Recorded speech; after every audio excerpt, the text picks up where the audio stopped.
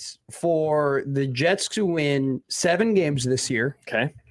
Them to keep Aaron Glenn. Yep. Draft a quarterback. And then fire Aaron Glenn 4 games into next year. And then fire Aaron Glenn Lieberflus halfway through the year, and then bring in Declan Doyle, the offensive coordinator of the Baltimore Ravens. And he will be the next head coach of the Jets, and he will have am I calling my shot? They'll end up like the Jets will draft CJ Carr. And it'll be Doyle and Carr in New York. That's what it'll be. Pretty sure Doyle's dad is the disgraced Iowa coach who had to get let go, and then Urban Meyer hired in Jacksonville. Do you remember that guy? Pretty sure that's his father. Oh, really? If I'm not mistaken. Wow, interesting. So there you go. So that's what I'm doing with my life. I'm listening about the New York Jets right now, John Bishop. How do you feel? I no longer feel like I wasted any time picking up dog poop this weekend or how much time spraying for weeds. How much time did that take? Probably less time than reading about the New York Jets. Listening about the New York Jets. Listen about it is preview season. It is preview season. I think the team I've done the least amount of research on is your Dallas Cowboys. Really? I have no idea what to expect. I can give you some I know some people are very excited about their offense. Yeah. I thought about you this weekend, John. I went to a Rocket Car Wash. Okay. And they provide you the free vacuum. Yes. And the free sprays. Yeah, it's pretty cool. And all of the things that you need. And I spent 45 minutes completely cleaning out my car. Wow. You must have had a really filthy car. But I'm talking double vacuum. Double vacuum? You must have had a really filthy car. Well, they have the 2 different things. They have the big one and then the small one to get into the cracks and crevices. The big suck and the small suck. Exactly. As and one then does. I sprayed the outside of the windows and the inside of the windows. I sprayed down. You did a full cleanse. That's a good John Bishop car wash. I did a full spray of every single seat in the car. I sprayed every door panel. I sprayed the dashboard. What'd you spray the seats with? I don't know if you want to know, John. It was it says on the bottle what you're supposed to spray what with. So whatever one said sprayed the seats is the one I used to spray the seats. And then there's spray the back seat. There's one specifically that's for the door panel. So I did that. I see. I wish you would have done this before we went and saw that movie because your car was a little. No, it just wasn't vacuumed. A little dirty that It just night. wasn't vacuumed. Did he have a bunch of salt and popcorn butter in his car too? I bet by the end of the night he did. Probably. When I entered my car today, it was euphoric. It was like, oh my God. It does make a difference when you walk into a clean room, a clean car. I was going to say you vacuum the house and then you walk in, studio. it's like, oh my gosh. Yeah, I see this. We're starting to decorate a little bit in the studio. Yeah, Marty came in. Got a thing back here. Gave us some things. I guess some of this stuff is mats. Again, but we got Clorox wipes. This is great decoration. By the way, this is not mine. This is this was not gifted to me. Even though, look at that bobblehead. That's Jack Caglione, you can't tell. It's a pretty good one, eh? He needs. I guess they did get a little hair on the back. Sorry, didn't see it. Didn't see it. A little bit of lettuce. He's my bet tonight to win the home run derby. Plus 730. I got Junior Caminero. Really? Yeah. Is he gonna not win a bad? He gonna win the MVP or the MVP or the AL or Yordan? Those are 2 favorites right now. I don't know. That's a good question. Ask me in September when it. Will PCA win the MVP plus 400? No. They will not give it to PCA. He's hit 415 in the last 28 games. Is Ohtani still drawing a breath? Yes. Okay. Well, he's still alive. He's currently minus 630 to win the MVP. Yeah. Hey, what do you think of this from Theo? He says media is playing along with hope for a winning season for now. Is the media, have we gotten our marching orders that it's time to say Nebraska football is going to be good this year? You definitely haven't. You're picking them to be 5-7. And those orders have not happened to you.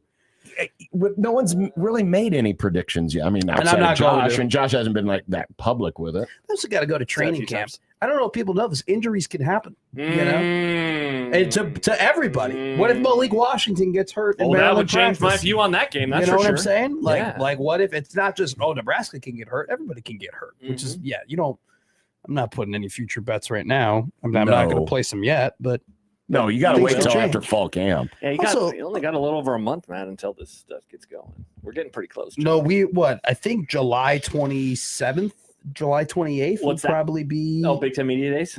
Well, that's Media Days, right? So fall camp would probably be, the 29th? 30th? I figure we're probably 3 weeks away from training camp starting.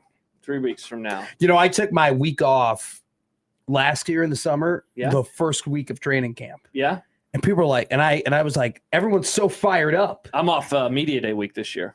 It's a great decision. So you might miss the first day. No, because they're speaking, I think, on Thursday or Friday. They're on the last day. Yeah, so they're not speaking until the end of the week. Oh, really? So it might be the week after. Wednesday. When I get back, I'm going to be refreshed and ready to go. How do you feel that when we hit August, we will have football until February? It's a great time of year. I can't wait for the Hall of Fame game. I can't wait to break it down with my pal John and talk about what is the it? Hall You of know Fame. We're not. I can't wait to watch the Hall of Fame game for like 5 minutes. You won't. I'll have it on. I can't wait for to have 5 it on in the minutes. background, and then you know what? I can knock out some of the next day's work. How do you feel that I bet on the Hall of Fame game last year? And people wonder why you have a problem.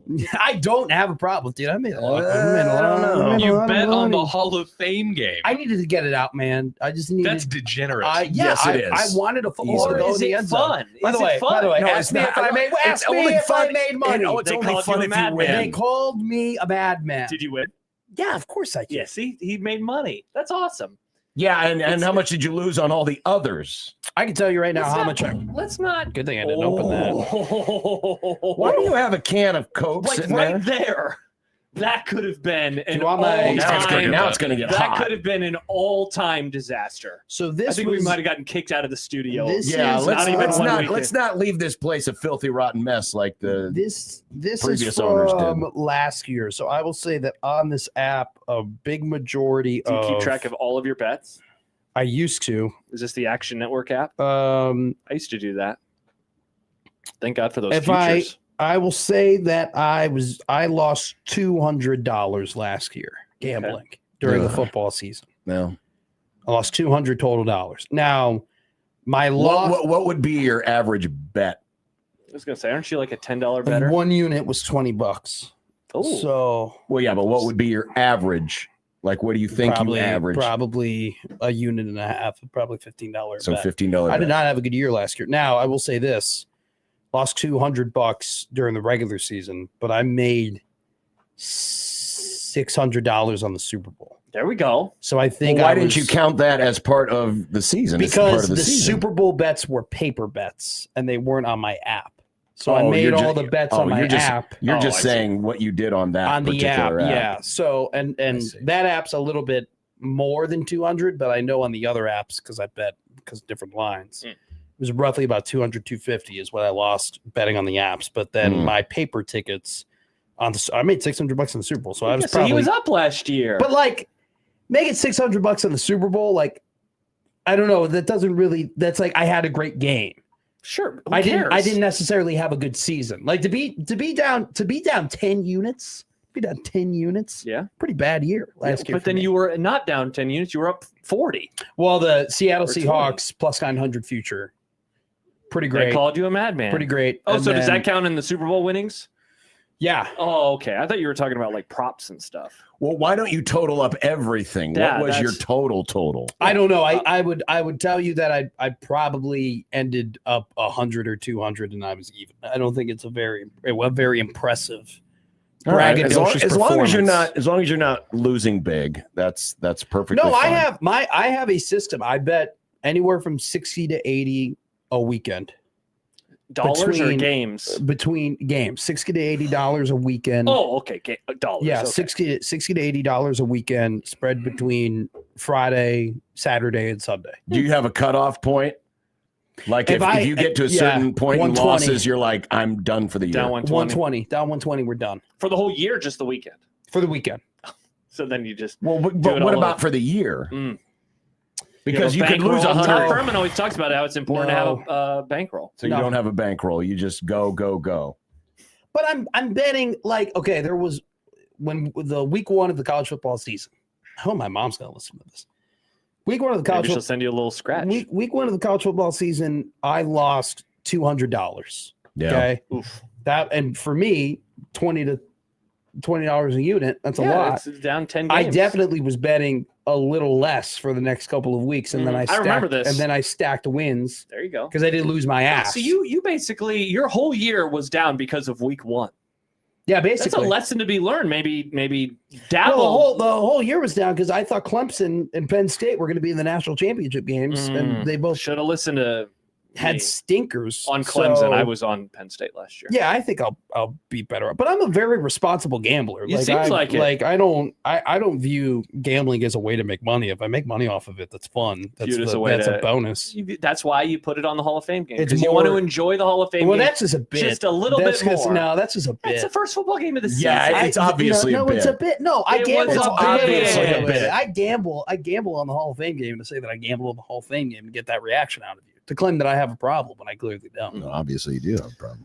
Nobody writes, "Wowzers! The thumbnail and title for this live stream are clickbait." What did Nick do? What did you do? I don't think it. I mean, Trae Taylor's a 5-star quarterback now. It says Nebraska has a 5-star quarterback. ... for now. Yeah, I mean, he's not actually at the school yet. Anything could happen. That's pretty great. Well, I mean, technically, I'm not saying anything that's not true. Something could go really crazy, and he could be dropped a star. Yeah, he could have a bad season. But I doubt that's what Nick was implying, that they're going to drop him back to a 4-star. Yeah, that's what haters. I was just leaving things open. Nothing in this world is definite, especially in the NIL era. It's a good point. I mean, I can't argue with that. Inarguable. Have you bought your Odyssey tickets yet, John? It's getting awesome reviews. No, I don't plan to see it. Why don't you plan to see it? I'm just not interested. It's going to be maybe one of the best movies of the generation, potentially. That would be I'm tight. sure it'll be great. No, it doesn't interest me. That's all. But you guys enjoy it. Have fun. We will. What if we come back? I'm not a big movie goer. What if we come back and tell you it's the Schindler's List of the 2020? Under. I'd be like, what? No. I'd be like, damn, that's a depressing story. That is a highly heralded movie. That's a very depressing story. Yeah, it is a depressing story. What are you mad about? You having the crappy chair? Well, I just noticed I have the crappy chair. I'm going to go trade this after the commercial break because this one's been sitting in here. One of the ones in our old studio. This is nasty. Did they bring? No, this one's been in the middle, and Matt must have switched around because he's a middle boy. He's like, I know. On a sandwich. He's like crowding me over here. You're so difficult. You need a big clock, and you have to sit in the middle of the table. Can we do something? I am not this label. I want a clean big clock. I don't need a label telling me. Quick, I do want to make a claim. I did not put that in the way of the numbers. I know. Thank you. I can barely see the 2. We're taking that down. I can take that I'm down. totally. I want it clean. Matt's big clock. It's obvious. Matt was the one that wanted the big clock. He got a big clock. It's Matt's big clock. It is. But we don't need a label on it. Until we get the big clock sponsored. I am not difficult. I'm offended that you said that. You need to sit in the middle for some reason. What do you mean for some reason? To look at Josh Why Hudson. not sit where John is? Well, we have. I mean, as one who appreciates the fact that I can now come in, set up right away, even though I am crowded. Yeah. But like Nick has had to have conversations. Could you please have the camera set up this way? The camera set up not great today. About. Yeah. Well, I mean, look at the camera right now. I am totally fine. I mean, there's nothing wrong with that. This is how the camera setup was earlier. It's a good setup. Yeah, I don't mind. I'm leaning back in the crossover. We're taking advantage of our newfound space. It is quite nice. I have a new. I'm surprised Josh hasn't decided to slide over into the nook. You notice the little notch? It's too far away. I don't want to. Dude, Happer. The Josh Nook. Happer was broadcasting over there. I feel like I'm in the C&T chair. You're not quite as ugly over there. It's just so far away. I can see. Hi, Josh. Maybe I should hang out over here. Now you can see. But the computer would be a problem because this is right in the middle of where I need. That's like go to the football corner. I guess I could see, but then I can't see the phone calls. Oh yeah, because you guys take so many calls. You have to see who's on the line. We got a lot of phone calls. I had a dream. People love hearing about dreams. I had a dream that and people's fantasy football teams. Two things that people want to hear on the radio. I had a dream last night, and inside of the dream, I remember thinking, "Wow, I wonder what's going to happen for the guys who have big red overreaction today." So you ready for this? It was week 1 of the college football season. I was gone because I am traveling. I'm going to be in Chicago. I'm going to be in Evanston for the Northwestern game. I was checking in on the Nebraska-Ohio game, and Ohio was up 27-3. And I thought, wow, I wonder what the big red overreaction is going to be like. It was deep into the fourth quarter, and the score was 27-3. Damn. And I woke up and I was like, "Oh my gosh, can you imagine such a thing happening?" I think it's only appropriate that Mike Schaefer's first big red overreaction comes. So such a scenario. I feel like we can use the Georgia Southern game as kind of a benchmark for Nebraska football, right? Like there was before Georgia Southern, then after Georgia Southern. Okay. What was Georgia Southern before Georgia Southern? Northern Illinois. So Was the Troy game that bad? I wasn't here for that. No, the Troy game wasn't too bad because we Adrian were was in hurt. my backyard and Jack was spraying WD-40 on his legs. He was spraying outdoor bug killer on his body. Well, I So it was actually kind I of wasn't fun. here during the time, but they won the game. But the McNeese State game has gone down in infamy in terms of I've been told the personalities and that was a good one. Yeah. People said that I didn't like Bo and wanted him to lose and blah blah blah. Yeah, that was the answer to Nick's question though. I think is Northern Illinois because that was the first of the G5s to upset Nebraska. Unless you want to count BYU, but I don't count BYU in 2015. Well, that was a Hail Mary. Yeah, but so like you're talking about BYU's an independent team that's incredibly respected at that point. I'm trying to remember, John, what the point spread was for that game for the Northern Illinois. Yeah, I can tell you. Northern What year is it again? 2017. I'm looking up. Are you going to go to Odd Shark? No, I go to Covers. Okay, they have a history and everything. Yeah, Covers got Do caught. they? Husker. Is it? You have to have an account for that. No. It's free. I don't know if it goes as far back as 17, but it is my go-to. Well, Odd Shark does. Look, you go right here. Look at this. Mira. Okay. 2016 or 2017, 2018. The Northern Illinois game, they were a 10.5 point favorite. Okay, so the Ohio game, they will be a much bigger favorite than that. They will be north of 3 I touchdowns. believe Probably. And Georgia Southern, they were north of 3 touchdowns. That was in the 20s somewhere. there are currently no lines of. Wait. Let me go here. Yeah, 26 to 27. Real quick, Matt, before you get to that, LL Hank writes on YouTube, I was in the stadium for Ball State and Georgia Southern, and Ball State felt worse because I was younger. At the Georgia Southern game, I was laughing. And they beat Ball State. They didn't even lose to them that day. See, the thing about Georgia Southern is you knew that Frost was toast after that. I never And- viewed that never loss as horrible as a lot of other people think it was, but that's also because I was so far gone on Scott Frost that it wasn't a shock that they got beat by him. Like, yeah, of course they did. They're not very good, and he's a bad coach, Whereas McNeese State, that was like, whoa, this is crazy. Northern Illinois, that was pretty crazy. Georgia Southern was 23.5 point underdog. That's going to be close to the Ohio line. I think. That is FanDuel. the biggest Nebraska loss. I think By point spread ever. By point spread, I think. Ohio, Nebraska, John? Going back to 2008. 23.5 point favorites. What did you say Georgia Southern was? 23.5. That's what the number is for the Ohio game this year. So, you have that already? Somebody put some money on that game. On either side, I don't care. Get that number off of 23.5. This is bad news. We have week 1. We do not have everything. so I ask this because it feels like Nebraska's due another Georgia Southern, and do you think it could be Bowling What do Green? you mean do another Georgia Southern? That was only 4 years Get ago. out of here, due. No one's due for that crap. Nobody. You just win the game. Also, too, I mean, like all the guys who were all conference in those smaller schools go ahead and transfer to Big 10 and Big 12 and SEC schools now. So it's like it's hard to. I don't know. Different era of college football. I don't than those know 4 years ago. Ohio. I'm not going to act as if I know Ohio's continuity. I actually think I have a preview of Ohio right in front of me. Actually, Excellent. Well, of course you Here, do. That's By the way, that 23.5 line is Yeah. the only Nebraska favored by 23.5 line going back to 2008. So again, somebody put some money on that game and move we gotta that get line. the line moving. Do you guys Move that. remember- I don't care which direction. Just get it off at 23. do you remember? Do you guys remember like didn't Logan Smothers have like a almost fumble that like iced that game and then they reversed it? Do you remember that play? He didn't play in Georgia Southern, did he? That I'm was al- Casey Thompson. No, I'm almost positive they put Logan out there. What? And he had a near fumble. Look that up. This might be a Matt fact. I don't know. That I'm sounds- almost positive. Sounds like one. I don't recall that at all. So he had like a carry? He had a carry in that game. All right, let's go to the Maybe it's different. I'm almost positive. wait. Logan Smothers 1 carry for 10 yards. And I think he fumbled And he that fumbled it? and they reversed it. And you think it was late in the game? It was super late in the game. All right, now I'm literally going to go to the play-by-play data. People forget this play. This is a big moment. I don't remember it. I'm trying to see if there's an Ohio. Georgia Southern? Yeah, I'm scrolling through all the play-by-play, and then I'm going to control F. All right, here we go. Smothers.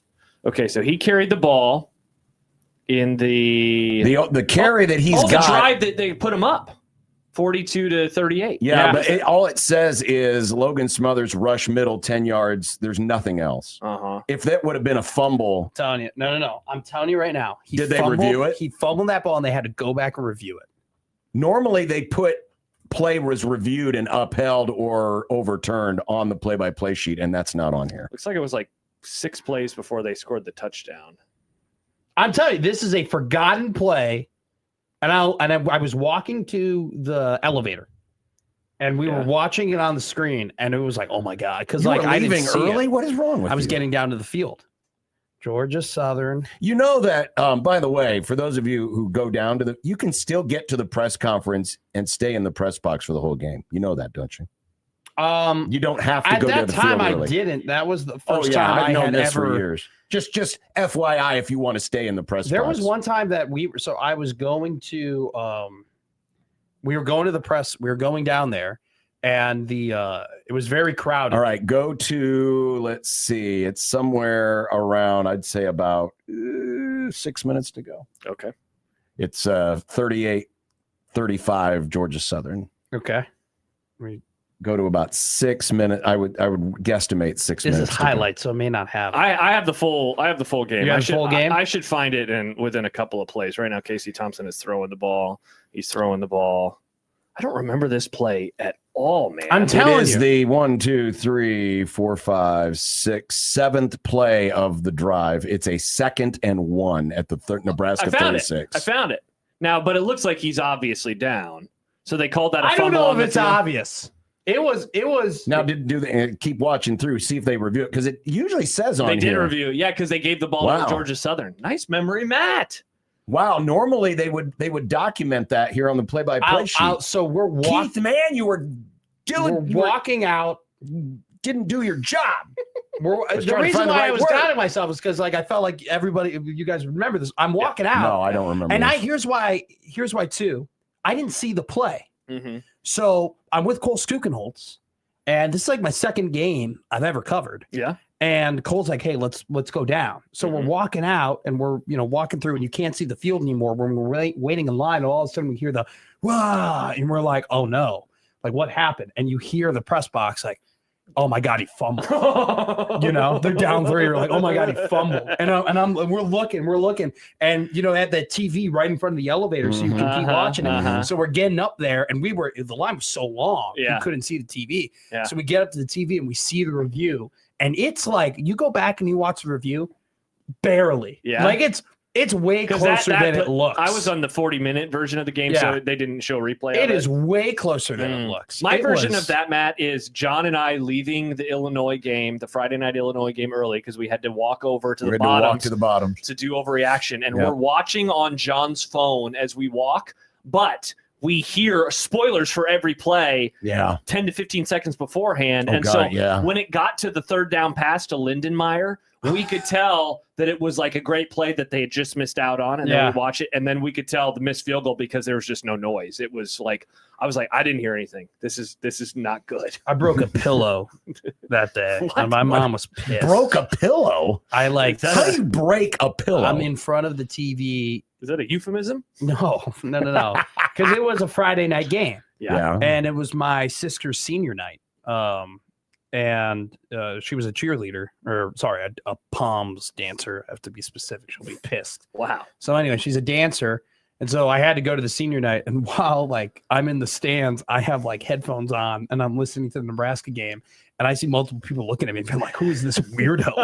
What is going on right now? Because no one's ever seen me before. My mom had to explain to people, no, that's my son. He's like he's listening to the Nebraska game. So I go there, get home, and I left before my parents. I was like, I'll be there for pictures and I'll be there for the first quarter. Then I'm gone. I got to go and watch the game. Yeah. So I get back home. They went on to a bar to celebrate after. Because you're working in Chicago at this point. Yeah. They're coming back in, and my mom's like sitting in in a different room, and they missed the field goal. And I take a pillow from the couch and I slammed it so hard, and it burst. And it's like, these are like nicer pillows from like Nordstrom or whatever. Yeah. And my mom's like, are you kidding me? Are you kidding me? She goes, you broke my effing broom last year, and now you're breaking my pillow? Wow. room and a pillow. I gotta say, those are some weak ass pillows if they're coming apart. Or maybe I'm a strong man, Nah. John. Yeah, but if you're just, I mean, they're decorative pillows, probably, They are. John. I don't think they're Yeah. functional. I threw pillows. it down on the the little zipper seam. Yeah. Like Yeah. I threw it right down on the seam, and so it hit the wooden floor pretty hard, and so the zipper broke, and then it so it really exploded. I didn't poof up; it exploded like this. It's It, split like. Well, you could have it's just like when you zipped it heat back up a up and you'd have burrito in been a fine. microwave. but the zipper was broke. the zipper broke. Okay. Comments from Stibbs. He writes, "McSister, huh?" And then he adds, "Sup." And Stibbs, she was a palm dancer. My Let's go. mom asked on Not a Happer pole and dancer, Schaefer. Stibbs, a palm Palm dancer. My mom Dancer. asked on Happer and Schaefer. She was like, "Has Matt talked about his sister?" Mm. And I looked at mom. I go, "No, Well, you just did now. no, I haven't. Shout out to Stibbs. I haven't." And she wonders why. Stibbs, you're the reason why. Shout out Stibbs, to it's Stibbs. only about 8 hours to Skokie. Just saying. Yeah, it's not that far It's of a drive. 7 hours. Oh, even yeah, closer. John. Well, I'm giving Stibbs a little extra time because he'll want to stop and He maybe get definitely some would wanna Casey's stop. pizza. I had a Dairy Queen for the first time ever on Sunday. Really? Wow. What, Yeah. Did what you enjoy prompted this? Did you get a concrete Probably- mixer? probably Were you was it It's lab not, grown when no, they that did- is not a do not. That is Sorry. called a blizzard. Blizzard, concrete. It's all the same thing. No, it's not. It's Except one's custard. no. That can't believe you would Never went disparage for a it. good Went- name of Dairy Queen. Had a great time. It was awesome. What'd you get? $7 meal deal, upgraded $2 for a Blizzard. What'd you get? The mint chocolate chip Oreo Blizzard with a single cheeseburger and fries. Ooh, mint chocolate chip You know what Oreo. I like sucks? that. I like that one. It's one of the preset ones. It's like one of our more Yeah. famous ones. I was like, that's how I love A mint chocolate chip preset. ice cream. 10 blizzard. 10 years ago when I was in college, it was the $5 meal deal. I don't like that inflation has come for meal deals at fast food. Of course it has, Nick. Inflation's come from everything. Everything, yeah. I remember when meal deals were like $2.99. Yeah. Except for eggs. Eggs are $1.40 right now. What? Yeah. Where? At the Hy-Vee and at the Target. Shout out. If you Shout get the out like eggs. least organic Oh, yeah. egg spots, you get the cheapest eggs. I'm not getting organic, farm raised, pasture, outdoor, whatever. I'm just getting the cheapest eggs. I'm Yeah, fine just with eggs. The wild chicken egg. Somebody just found it in a ditch Exactly. somewhere and they're like, egg. Jimmy says TVs go down in prices. TVs do go down in prices. I think Oh, TVs yeah. have gone down in price because there's ads on them now. Like Roku TVs or whatever, you have No, ads I on the don't- TVs. I mean, that might make sense if you don't know what you're talking about, but I mean, Whoa. I don't know if that correlates. I mean, it makes sense to me. Nick- Like places like Roku or Samsung, they allow advertisements on their stuff, so then it's cheaper for them. And then it's like, Yeah, but advertisements of the apps they have to partner with in order to have them on their it's not smart just TV. that; it's normal ads on these TVs. Yes, but they're replacing what would be local ads if you're not watching a local station. Thus, it's not like you're getting more ads, but I don't know. It kind of makes sense. I bought my TV for $220, and it's awesome. good for you. I know. Also, the technology is getting cheaper, so Mm. I got to buy a desk. Not looking forward to it. I don't like spending money, but I got to. I got to become an adult. Well, just don't go to Shucks for consecutive Fridays, and you'll be able to Yeah. Win afford some the of your desk. bets. Yeah. You can't You'll tell be me fine. to do that. You said you Well, need yeah. money. Yeah, that's a way to save money. Mm. I'm sure your body will live without oysters for 2 weeks. I've actually been off the oysters recently. Well, what have you been on? The peel and eat shrimp. Pretty great. Well, go to Long John Silver's instead. Get save a little out of money. I've had all the oysters at Chuck's. I've been oyster satisfied until they have a new batch. I'm not really. Is going to a restaurant and having to peel your own shrimp the same thing as you go to a restaurant and you have to cook your own steak? No, but they cook the shrimp for you. Yeah, but you still have to peel. You still have to put in the work to be able to It's eat it. barely any work. It's just, You have to do that for crab legs too, Nick.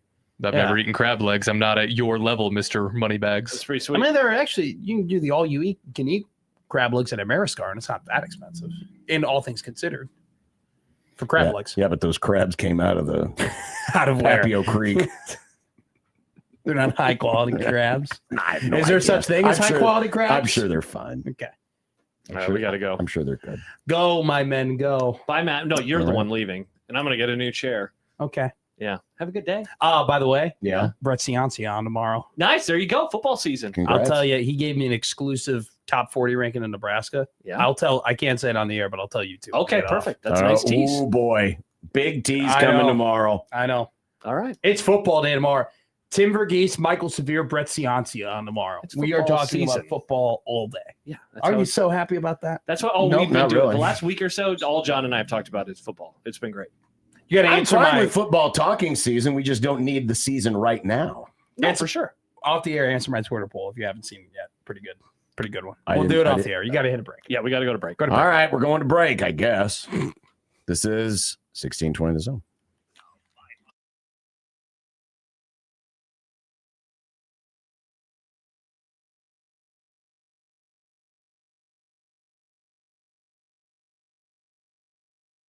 It's fairly close to where They are 37th.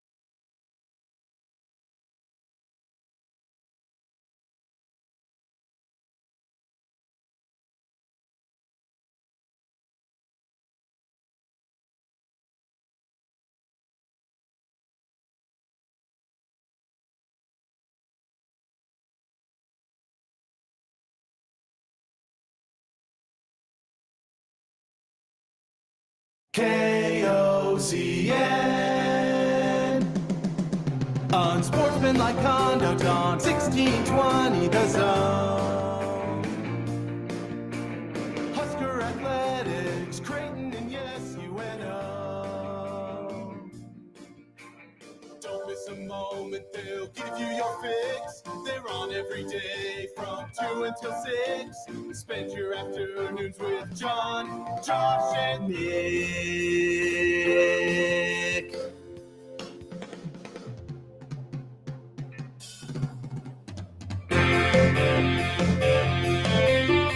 John, Josh, and Nick.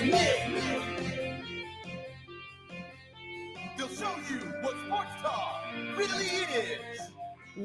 So it wasn't just a dream. I dreamt that we were in a new studio last week, and, well, either I'm still having the dream or it actually happened. Wake up, John. We all miss you. What does that mean for my 27-3 Ohio loss? Unsportsmanlike conduct on 1620 The Zone. Husker Athletics, Creighton, and yes, UNO. I don't know about you guys, but since moving in here to our new digs, where we have the giant window to the world looking out upon beautiful Dodge Street and the Kevin Kugler Memorial Park protest parking lot, Hell yeah. Mm-hmm. I feel more energized coming to work now.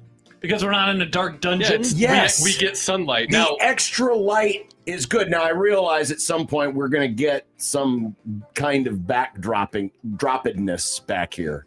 But I wish I could then, skip ahead to December 21st just for like a moment to see what is it going to look like when we're. I mean, I don't want a bunch of cars stuck on Dodge. I don't want to fast forward. Good I don't point. want to fast forward, but I'm very curious to see what things are going to look like when it is the winter time in here. Because the sun will be dark. lower. It'll be dark. It'll be dark. Lots of things dark will be at changed. like 5 o'clock. I won't be wearing shorts. You won't. We'll have a coat in here. Yep. Oh, here's an idea, Nick, for the studio. Mhm. Coat rack. Oh, Our old studio didn't feel big enough to have a coat rack. I feel like we could put it here. we can put it in over there. It We could be the breakfast nook and walk-in I closet. think a coat rack in this studio might be quite nice. It could be sponsored, you know. Actually, you know where a good coat rack would be? It's right there? under the TV. You think Because then it covers up the plug that's dangling down. Well, from I had the- an idea to buy something where it will basically make it look nice on the wall. We have it at our home for our mounted Well, TVs. but if we put the coat rack there, then I guess you don't need then that you thing. cover But it up. Can you get a coat rack that's that short? I mean, that's a tiny person coat rack. It's a little What? short to be What a is that, coat a coat rack rack for children? What? I feel like coat racks are. What kind of a coat rack are you talking I about? feel like coat racks are at least. Are you talking almost about as- a coat rack that like sits in the corner? Yeah. Yes. I said we can put it in the See, I was corner. thinking of just a bar. Oh, You know, that's not a coat rack. That's Yes, it is. That's a hanger. It's Well, a coat hanger. Whatever. You're It's talking about you knew what I meant, Nick. Yeah. Yeah, thank you, Nick. I put the two together, but we could put coat hangers there, like a nice decorative wood It framed. would fit quite nicely, And it would fit right under the TV, and Yeah. you could slide your coats there, and I it love would this look really idea. nice. It would, yeah. We could. It'd be off camera, so you wouldn't have to worry about. Bingo! It's not going to get in the way. Guests would come in. Hey, would you like us to hang up your coat? Hello, Marcus Blossom. Would May you I like us take to- your coat, Wouldn't good have to, sir? wouldn't hang have up to your put him coat? on the chair. That'd be nice. Here's I your like that. ticket. Take All it to the counter when All you're ready to right. leave. Nick, can you go into the Coat Google rack. Drive and put coat rack Coat rack under the TV. under the This TV? is a priority. Yeah, I definitely think it is. Well, we could wait a couple of months because It's not hopefully yet. we won't be wearing any coats for a while. Ooh, put it on the list. When will we wear a coat to the office for the first time? What's the date? Let's put this on the list. This would be nice to have the board. I miss the board just for predictions. Not September 25th. whoa! Holy crap! September 25th. Mhm. All right, now we need to define coat because sometimes you'll come in with a hoodie. That's not a coat. That's what I mean. But like, So that you- what Something about you have to jacket? hang up. Okay. Talking about something you have to hang So up. we're not- on the coat rack underneath the television. Sorry, I bumped my mic. Mhm. I'm gonna go.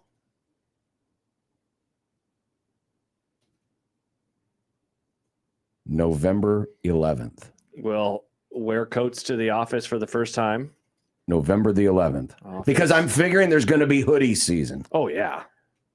and there won't be the need for now. How are we going to define this? Because one person wears. If Nick shows up with the coat, what if only Nick shows up in a coat earlier but we than don't? you guys do? There's that time of the year where it's way colder in the He's morning than it already is when you gaming show the up. system. That's why we need to establish the ground rules. At least two of us have to wear coats. At least two of us have to be Because wearing then coats. Nick can't try to. Now you know what's going to happen. I can't do what you do with weather. No. Oh, I didn't see a snow, so it I'm didn't going snow. to what I say. 12. You said November 11th. Oh, I said 11. You said 11. 11. Okay. That sounds like coat day. Well, Nick? Okay, I'm gonna go with November 5th. Okay. All right. I just want to make sure I have the dates. I just want to make sure that these are not days that are the weekend. John said the 11th. That is a Wednesday. Nick, you said the 5th. That is a Thursday. I'm going to go a little earlier than you guys. I'll say Thursday, October 22nd. All right. So, Nick, what we have to do is vow, even we might be really cold, but we ain't wearing no coats until November. Okay. I look forward to us forgetting about this. Oh, absolutely. And then we'll realize, what day did we all wear coats? I don't remember. Yeah, so we need help from our listeners. Yeah, it's going to be you know what? We don't put enough on the YouTube commenters. Yeah. They come in here for absolutely free. We don't charge them a thing. That's true. We read all their stuff. Mm-hmm. It is up to you, and I'm talking to you, the YouTube commenters. It is your job to keep track and to be on us. Somebody in the comments just needs to ask, hey, who all wore coats today? Mm-hmm. Mm-hmm. Somebody needs to take responsibility. We are putting this on the YouTubers. Mm-hmm. You just, whether it's just a simple question, whether it's, an observation. Hey, I noticed one of you's wearing a coat today, though. Why aren't you using the new coat rack underneath the television? See, this will be a great reminder when we wear coats, and there will be two of us wearing coats, and we'll say, oh man, remember that one time? July 13th. It was July 13th that we talked about the coat rack.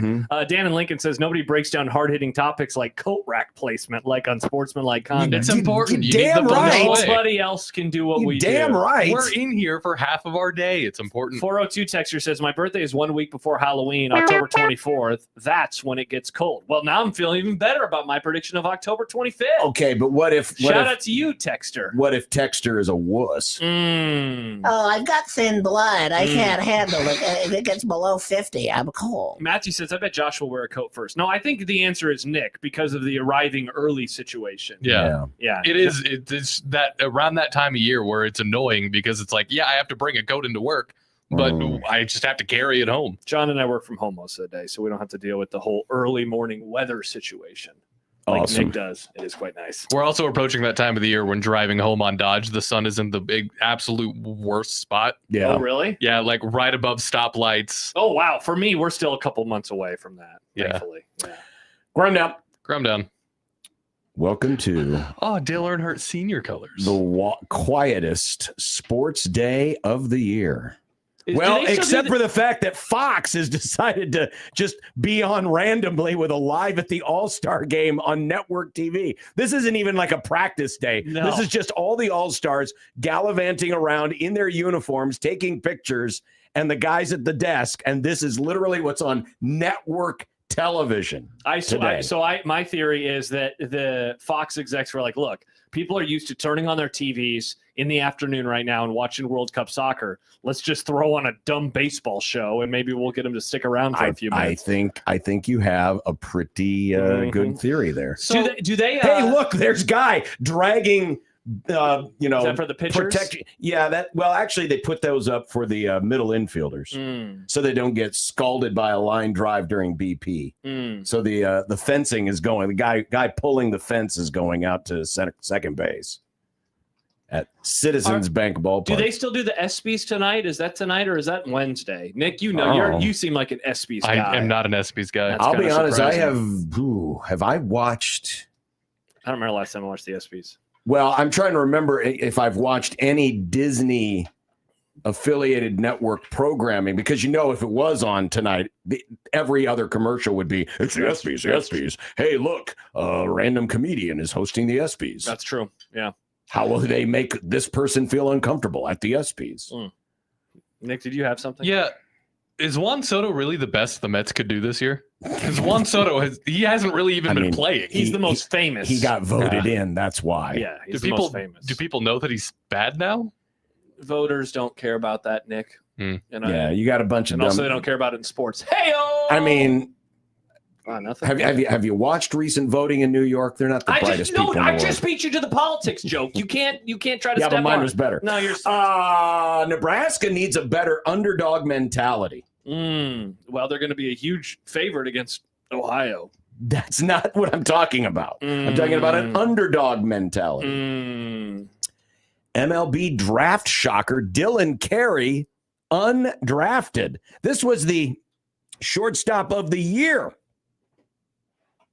Even though Rock Chalowski was drafted first overall and was some people's player of the year, but Dylan Carey was named the shortstop of the year, did not get drafted. I couldn't believe it, John. I was flabbergasted. I know you were. I was as flabbergasted by that as I am by the stretch of M's that we're on right now. That was the first of the M topics. I didn't notice that. Nice. Yeah, what's the next M topic? Well, even though it's technically past the halfway point because teams have played about 95 to 98 games so far, but I thought it might be a good time to review our picks. Remember our bets? We'll look at that. Mitch Sherman of The Athletic will be along. Michael Severe Monday. Awesome. What communications malfunctions will we have today? Come on. No, he's fixed some things now. No. It's not, was it? Remember last week? No, I know. I was just we were in the other studio and Michael couldn't figure out his headphones. I know. I was gonna praise Nick a little bit. No, some of Matt McMaster stuff went over the air earlier. Oopsie poopsie. But then there's Michael. Can Michael get his act together? You didn't even let me finish. I was going to say Nick has been doing a great job, but it's Michael's fault. Yeah, but you instantly wanted to blame poor Nick. No, I wanted to make fun of the commercial break thing, but otherwise Nick's done a really good job. I actually don't know what happened there. Yeah, genuinely, that's weird. Nobody does. Oh, great. Now we're going to have to stay silent during the breaks. Patriot conspiracy theory. TB12 was the second gunman. Talk about a topic that I did not have on my radar today. Though I will say this, Patriots fans are very out on Tom Brady, so I guess this kind of fits now. I guess this kind of fits. What? Another Michigan scandal? No way! And it sounds like this story is constantly ebbing and flowing. What? There's more? Yeah. Okay. First he's in, then he's out, then he's in, then he's out, then he's in, then he's out. Every time they thought I was out, they pulled me back in. And another 5-star QB has hit the program. Wow. There he is. Wearing Texas orange. Wow, it does kind of look like a Longhorn, too, in this. A little bit. That's funny. It's just the way that that it's folded. Yeah. Wow, that does look like a little horn, though. Well, it's Trae Taylor in his Millard South practice jersey. Awesome. 5-star. He is a 5-star. Nice. Quarterback. That means, ladies and gentlemen, Nebraska is on a run of having 2 5-star quarterbacks in 3 years. Imagine if someone, let's say, leaving Memorial Stadium after the Georgia Southern game. Oh, wow. Interesting. If I could stuff Josh into the DeLorean and send him back at 88 miles an hour back to that fateful night, and you randomly walk up. Noah Eagle, friend of me, Noah Eagle, hanging out. Oh, this could be dangerous. And I was with Helfrich that night, too. This could be dangerous because then future Josh could run into current Josh, and that could mess up the space-time continuum. You don't want that. And next thing you know, Biff's got his own saloon. That's a paradox. Let's pretend. Okay, fine. Let's send Nick back. Thank God. All right, cool. I could drive a DeLorean. Nick goes back in time, and he walks up to a Husker fan, non-inebriated, so he's a full sound mind and body. There's at least a dozen of those that night. And would have said in that moment, when the Scott Frost era was about to be over, don't worry. Between now and 2026, 4 years, Nebraska is going to have recruited not one, but two 5-star quarterbacks. I wonder what that fan would, well, after punching Nick in the face, because Nick probably would have gone back in time wearing Iowa gear. Yeah. Go Hawks. But what that Husker fan would have thought, hey, don't worry.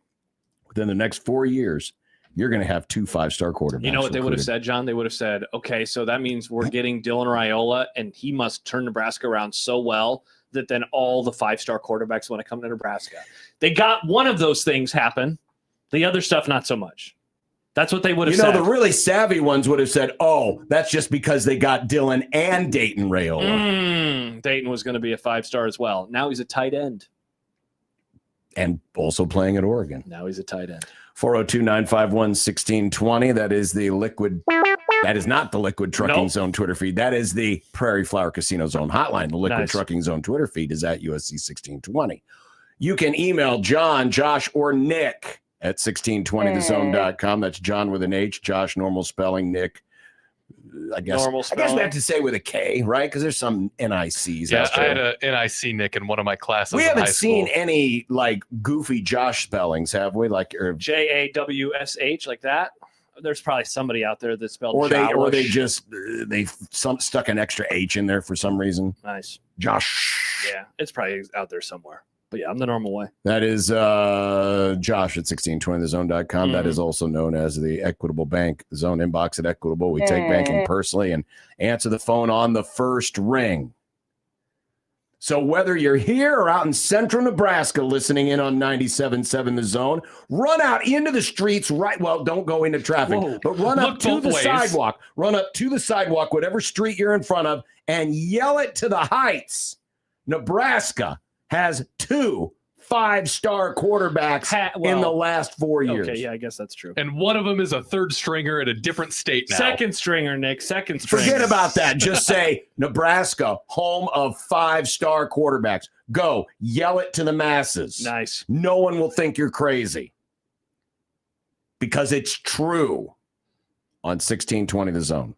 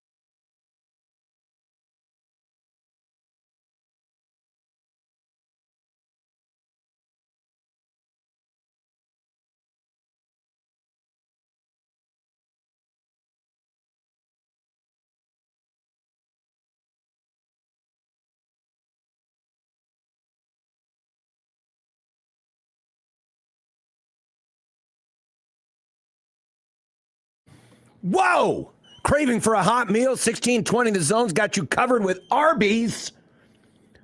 Roast beef sandwiches, curly fries, potato cakes, Arby's sauce, turnovers, all the meats, and they're bringing back the Angus cheese steak.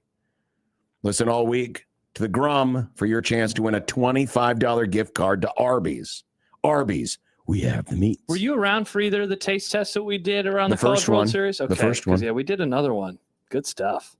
Yeah, Kenneth says we the had first Arby's one. cheesecake slaps. Cheesesteak, rather. Cheesesteak? Cheesesteak. I've heard good things. Slaps. I've heard good things.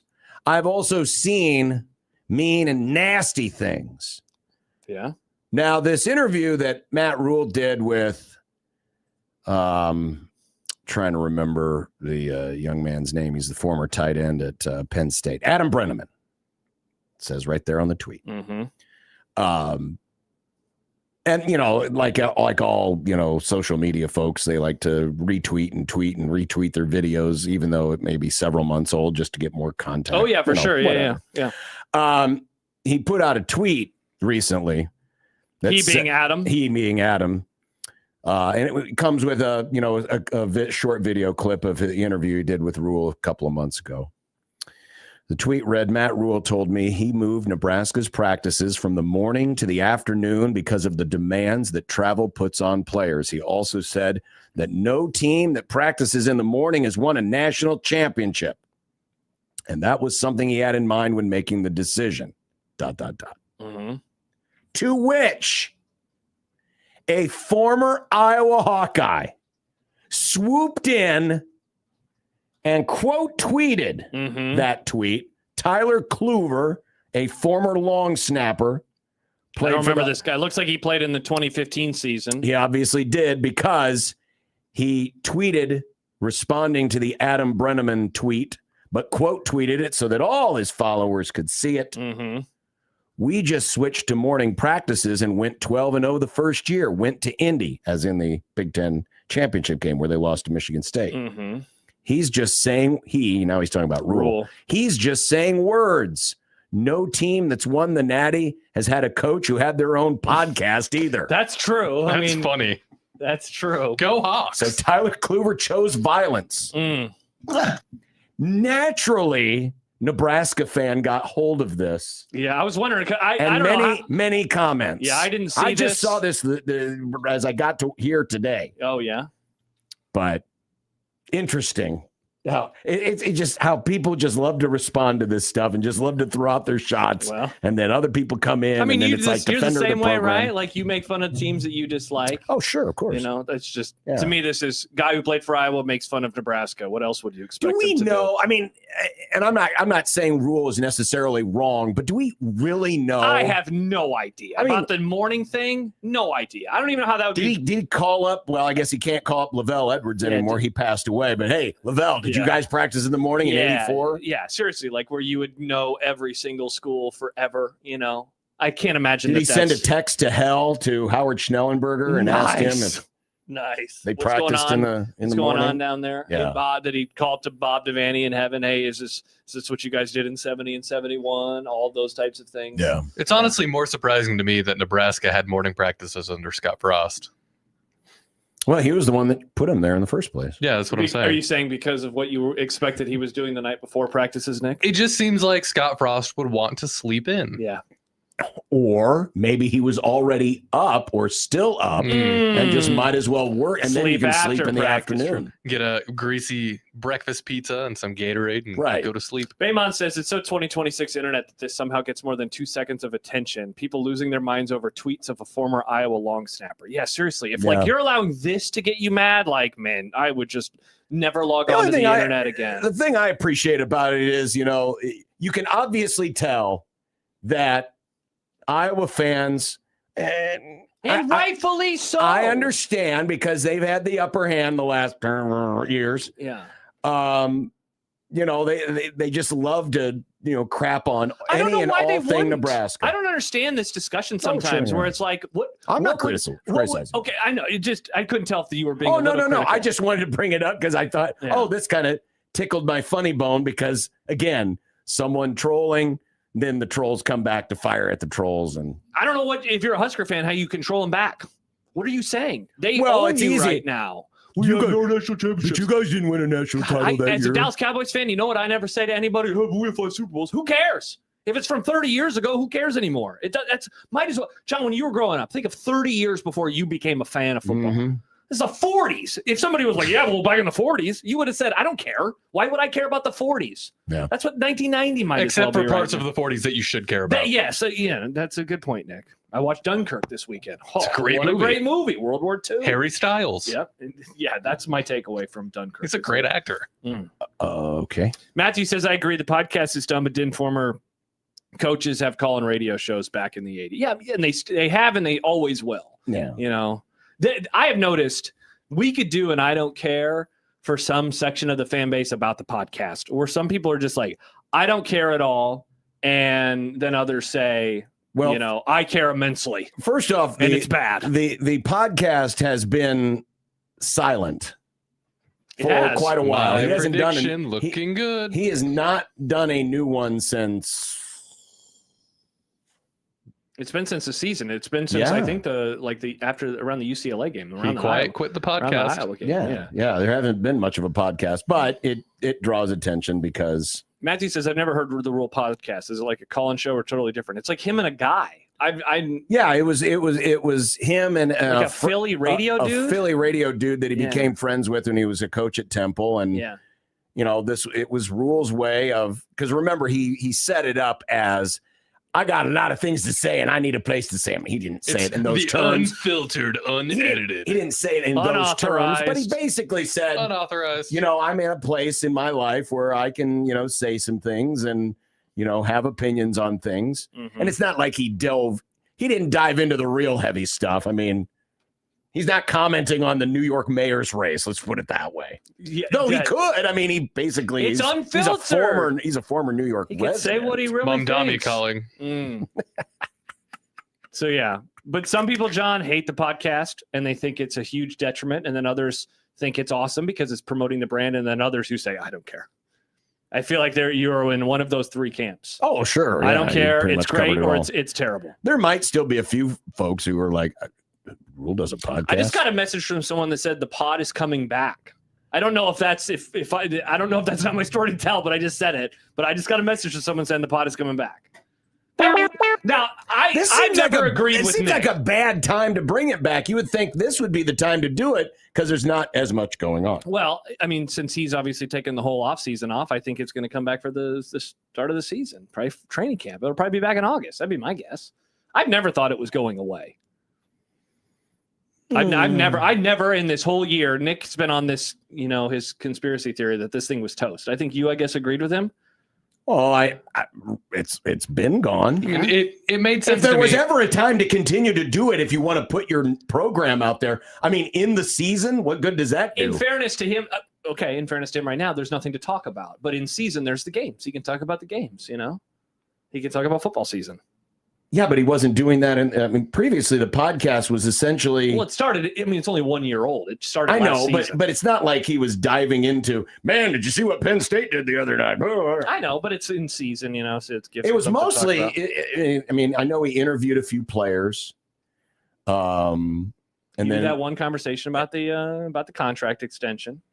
Remember that episode that they recorded that morning and released later that day? Well, You remember. yeah. Yep. But I mean, that's pretty much what it was. Mm-hmm. And so it's coming back. It'll be back. Oh, okay. Kenneth says, what comes back first? House rules or chasing three? Chasing three. Now that's the thing that's dead. Well, yeah, they're not chasing three anymore. What are they chasing now? If they were to make, here's a question for you. What is the thing that the program is chasing at this moment in time? Oh, are you saying we can make up the cheesy slogan of the year? Because 2 years ago it was chasing three. Now we made fun of it a little bit because 3 points would have only tied a lot of games, and famously Nebraska has not gotten a first down in overtime in over a decade. But it made sense, right? They needed to get 3 points because then that would have changed the game. J-Man says chasing 8 wins. Husker Country Doc chasing talent development. Kenneth chasing useful timeouts. See, now we're getting snarkier by the comment. I was looking for an actual response. Tater salad, chase Rule out of here. I don't think he would name it that. Chase for the cup. No, that's taken by NASCAR. Not anymore. I just got is it? another text that said chasing 8 wins, or they would call it chasing 8. See, but that would be weird because then it would be like, that's all you're chasing? Like, I missed the other some 5 people? versions of this. Why not chase 12 if you're going to chase a number of true. wins, you know? Why not call it chasing the natty? Chasing Big Ten. How about call it covering the spread? That seems like a gambling podcast, and it's probably not a good idea What if for he him to do. What if he just calls it That I don't know how you would spell that. MLEH? Jimmy says chasing attention. Mleh. Baymon says chasing EPA.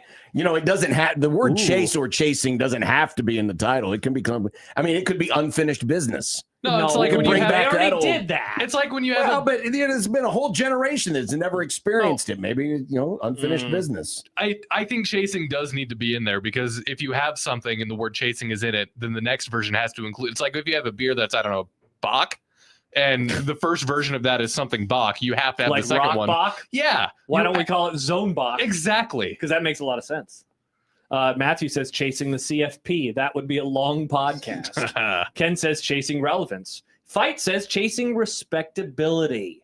Chasing respectability. Would you listen to a podcast, John? No, that sounds like a terrible You would podcast listen to name. Chasing Respectability? That you know what that sounds like? That sounds like a Stuart Smalley. You know, I'm handsome, I'm smart, and I'm good enough, and people like me. That's First of what all, that title sounds like. Affirmations are good to do for yourself. I To me, understand that, but you don't want to be Stuart Smalley. It sounds like something like an 80s BBC, like British comedy. It does actually. Well, no, what about these? Joe says Chasing November because they suck in November. Huh? That has a nice ring to it. Chasing November. Jason Todd says Chasing the Buyout. Maybe it should be chasing new ticket holders. Well, did you see this? Did you hear about this? As we go to break, apparently now I don't get the hard copy of the paper anymore. I did hear about this. But there was, and it was on the front page. I believe it was the front page of the sports section. Do we get the paper here, Nick, anymore? We Do you don't. know? Do we get a No, Sunday edition I of the don't paper? know the last time I've seen a newspaper. According to Sean Callahan at Husker Online, because he wrote about it today, a full color ad on 1A of the newspaper. 1A implies that's the front page. I guess First that's Amendment. True. Yeah. Nice, Nick. Featured a Nebraska football single game tickets on sale for all games ad. Somebody who is listening right now has to A, be working from home, and B, get a newspaper. We have to have one listener who is those two things, right? Surely Michael still gets the paper, right? Michael does seem like a newspaper I have no guy, idea. but I think he's at his office right now. That is a wow. J-Man says, I bought an Omaha World Herald yesterday, checking this out at home. All Thank right, you, good. J-Man. Check it out for us. See if you can find somewhere on the front page an advertisement for Husker football tickets John, now on sale. I've been saying it for months that this is a lot. It's worse, I think, underneath than anybody is realizing. And now I think it's starting to bubble up a little bit more. That the spring game was more of a canary in a coal mine than anybody wanted to recognize in the moment. I've thought that ever since then, that this is a lot softer of a season ticket interest if we have ever seen it. You know, it's pretty crazy right now. Well, I guess we'll find out. If only Tennessee was still on the schedule. If only Tennessee. Well, they can't even sell. They got Ohio State. They can't even sell the Indiana and the Ohio State games out right now. Yeah. I don't know if you know this. Indiana won the title last year. Nick, defending national champions are coming to your house. It's true. And Well, not my house. And the very handsome and talented Wait, who are you talking about now? I'm not going to Ryan the Day stadium. is coming to Lincoln. Interesting. Mr. Shoe Polish. Talented and handsome. I mean, Don't think anyone ever has referred to him as both of those things. I Maybe guarantee you one of the two. Mrs. Day has referred to him She's in a those homer. terms. She doesn't count. She's a She doesn't count her. She counts as much as anyone Your else. wife finds you attractive like nobody else does, though. Like that doesn't mean it's like a compliment. All right, when we continue, we didn't think we thought we might be done, but then Jordan pulled us back in. Another first 5, final 7 has hit the grum. What? We're doing it for another week. Many. Well, Another this is day. going to go through the All-Star. Another day. We're going at least to All-Star Tuesday with this as a topic. The home run derby. I mean, is he worked tonight. hard on this. This is great. I can't wait. 16-20 the zone.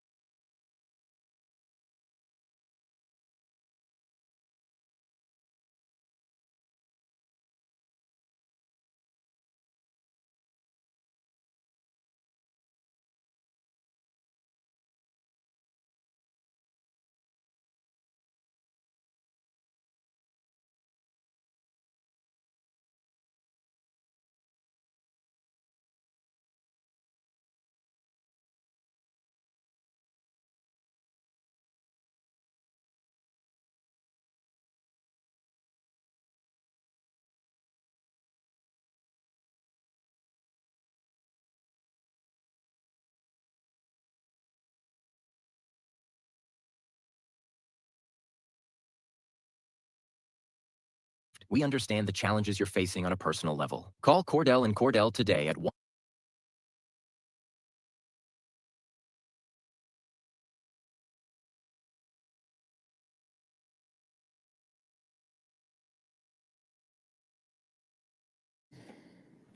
So we have heard from multiple listeners, including Kenny and Aaron Papillion, who have sent the e-edition of yesterday's Sunday World Herald, which, if you know how the e-edition works, it is, a PDF version of the paper. Of the actual newspaper. And sure enough, at the very bottom of front page, John, where at the top it says Sunday World Herald, there is a ad.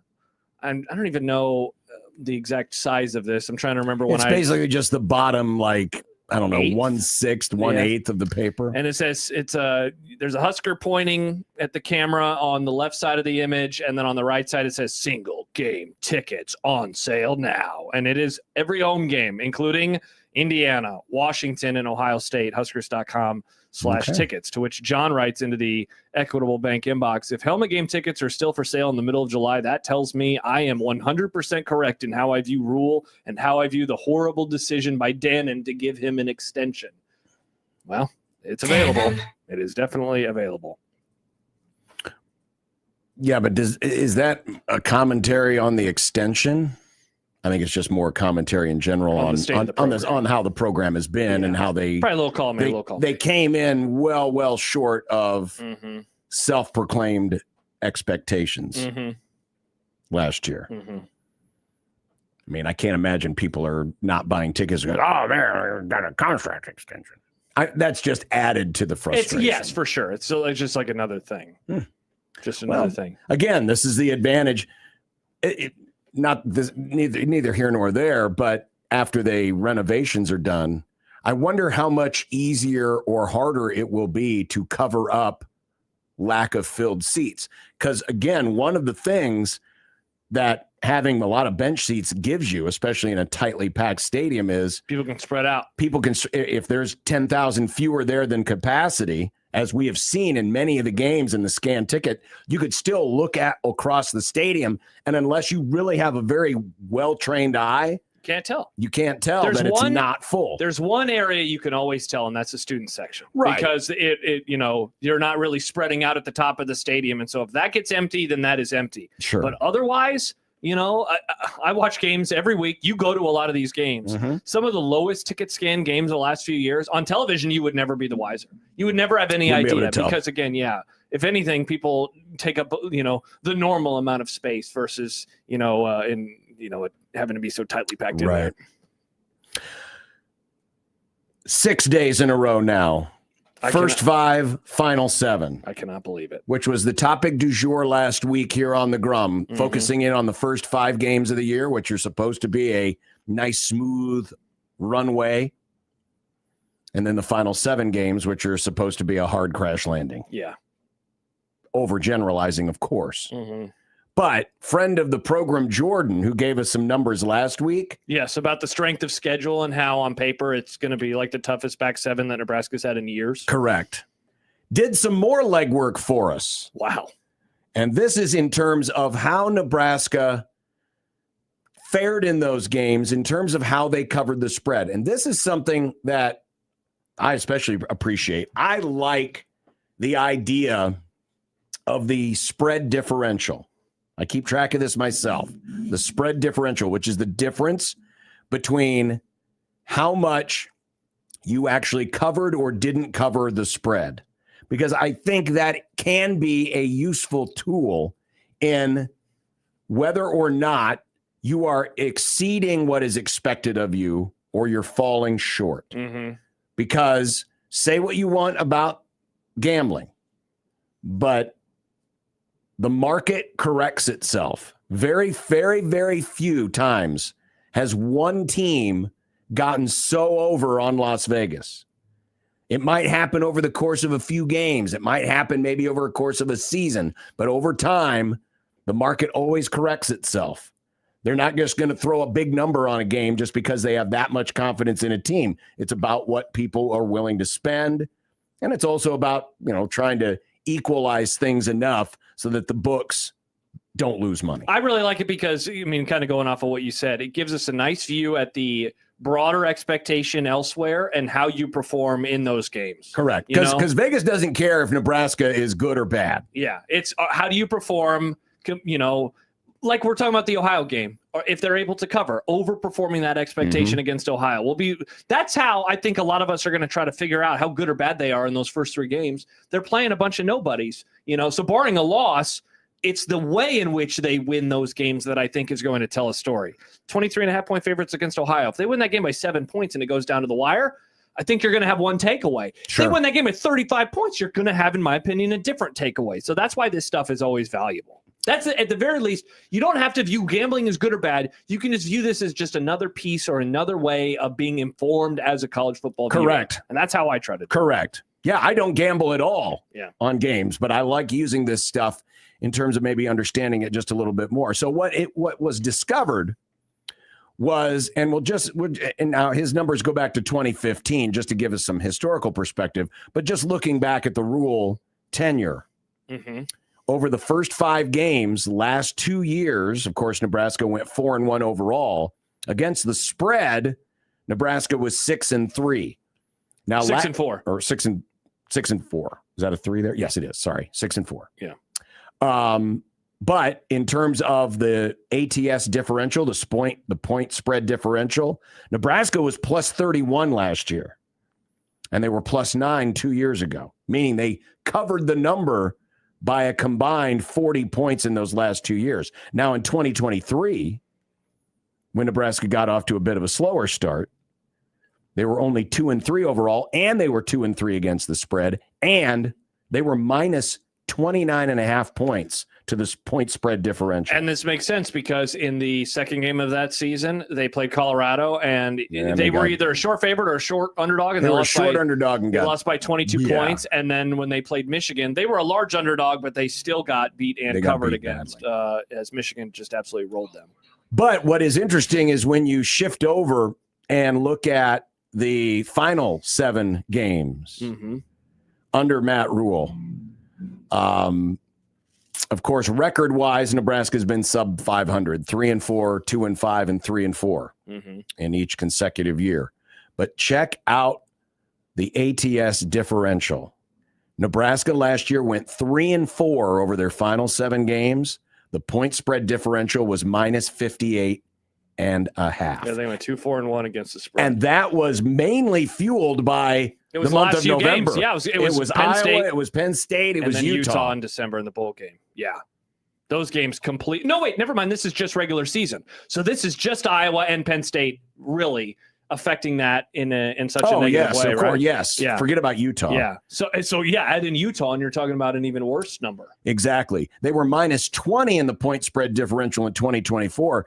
They were plus 19 in 2023. In terms of the point spread and part of differential. Part of that is that in 2023, the point spread was always close, and they lost all those games by a field goal. They lost in a close game to Michigan State. They lost in a close game to Maryland, a close game to Wisconsin, and a close game to Iowa. 2 years ago, they were a sizable, well, maybe not sizable, but I believe they were a 7 to 10 point favorite against UCLA. Of course, they lost that game by a touchdown. And so, that's the thing, John. It's if you're a favorite and you get blown out or you lose, that is automatically going to move that number into the real big negative capacity. Now, I did not include in this graphic because he had more information, but a couple of things. If you look at how Nebraska has done straight up as an underdog, they have not been good as straight up as an underdog. Going back to 2015, they have not had very good records. Are you adding it up right now in your head? Yeah, no, he's got it added up. But straight up, as an underdog, Nebraska's 0-13 as an underdog in the first 5 games since 2015. They're 6-33 in the last 7. So they're unable to really pull off many upsets. So they're, if you combine them, they're 6-46, straight up as an underdog. And now this is going well back before Matt Rule. Do you have the number just for the Matt Rule era? Let's see. As an underdog. Well, the good news is Nebraska's got 3 of their wins with Matt Rule. 3 of the 6? Yes. Okay. 2-2. I'm going in consecutive years. 2-2, 0-4, 1-3. That one, by the way, is last year against UCLA. Believe it or not, Nebraska was a 1.5 point dog. I totally forgot about that. To UCLA. But yeah, that's where they have been as an underdog. And that was one of the things, I saw it was the question of the day on the Happer and Schaefer show.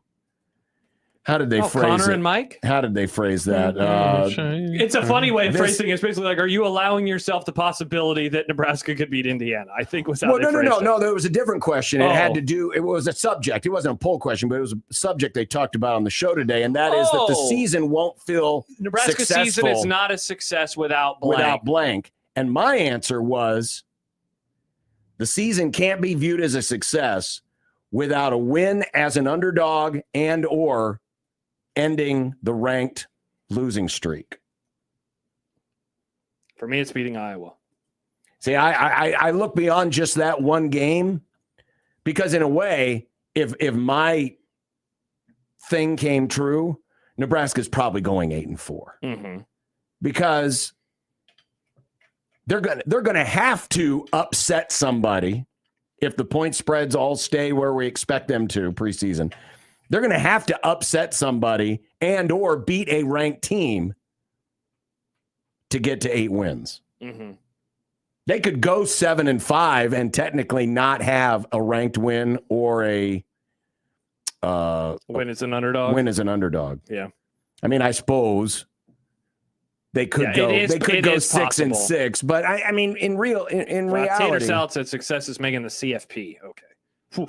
Well, then, yeah, probably not going to have a successful year for a while. Then, yeah, I think this season can't be viewed as a success until they have a win either over a ranked team or as an underdog or both. That's fine. I mean, I'm certainly with you on that.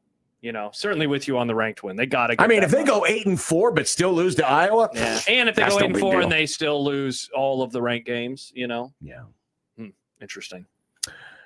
402-951-1620. We still have Mitch Sherman coming up, but coming up next, it's 100 days to the NFL. Let's go. And is this the weird Tom Brady Josh's favorite subject, conspiracies. Okay, let's settle down. You're the one hanging out in the For You tab. There's definitely no conspiracies there. Never but one conspiracy. Hell, there's conspiracies in my regular timeline. Yeah, not on mine, John. On my timeline, it's a lot of normal conversation. We're hanging out. You follow cowboy people. Yeah, there's no normal conversation. Oh, they're just wondering, can they, win 8 games? Yeehaw! 16-20 the zone.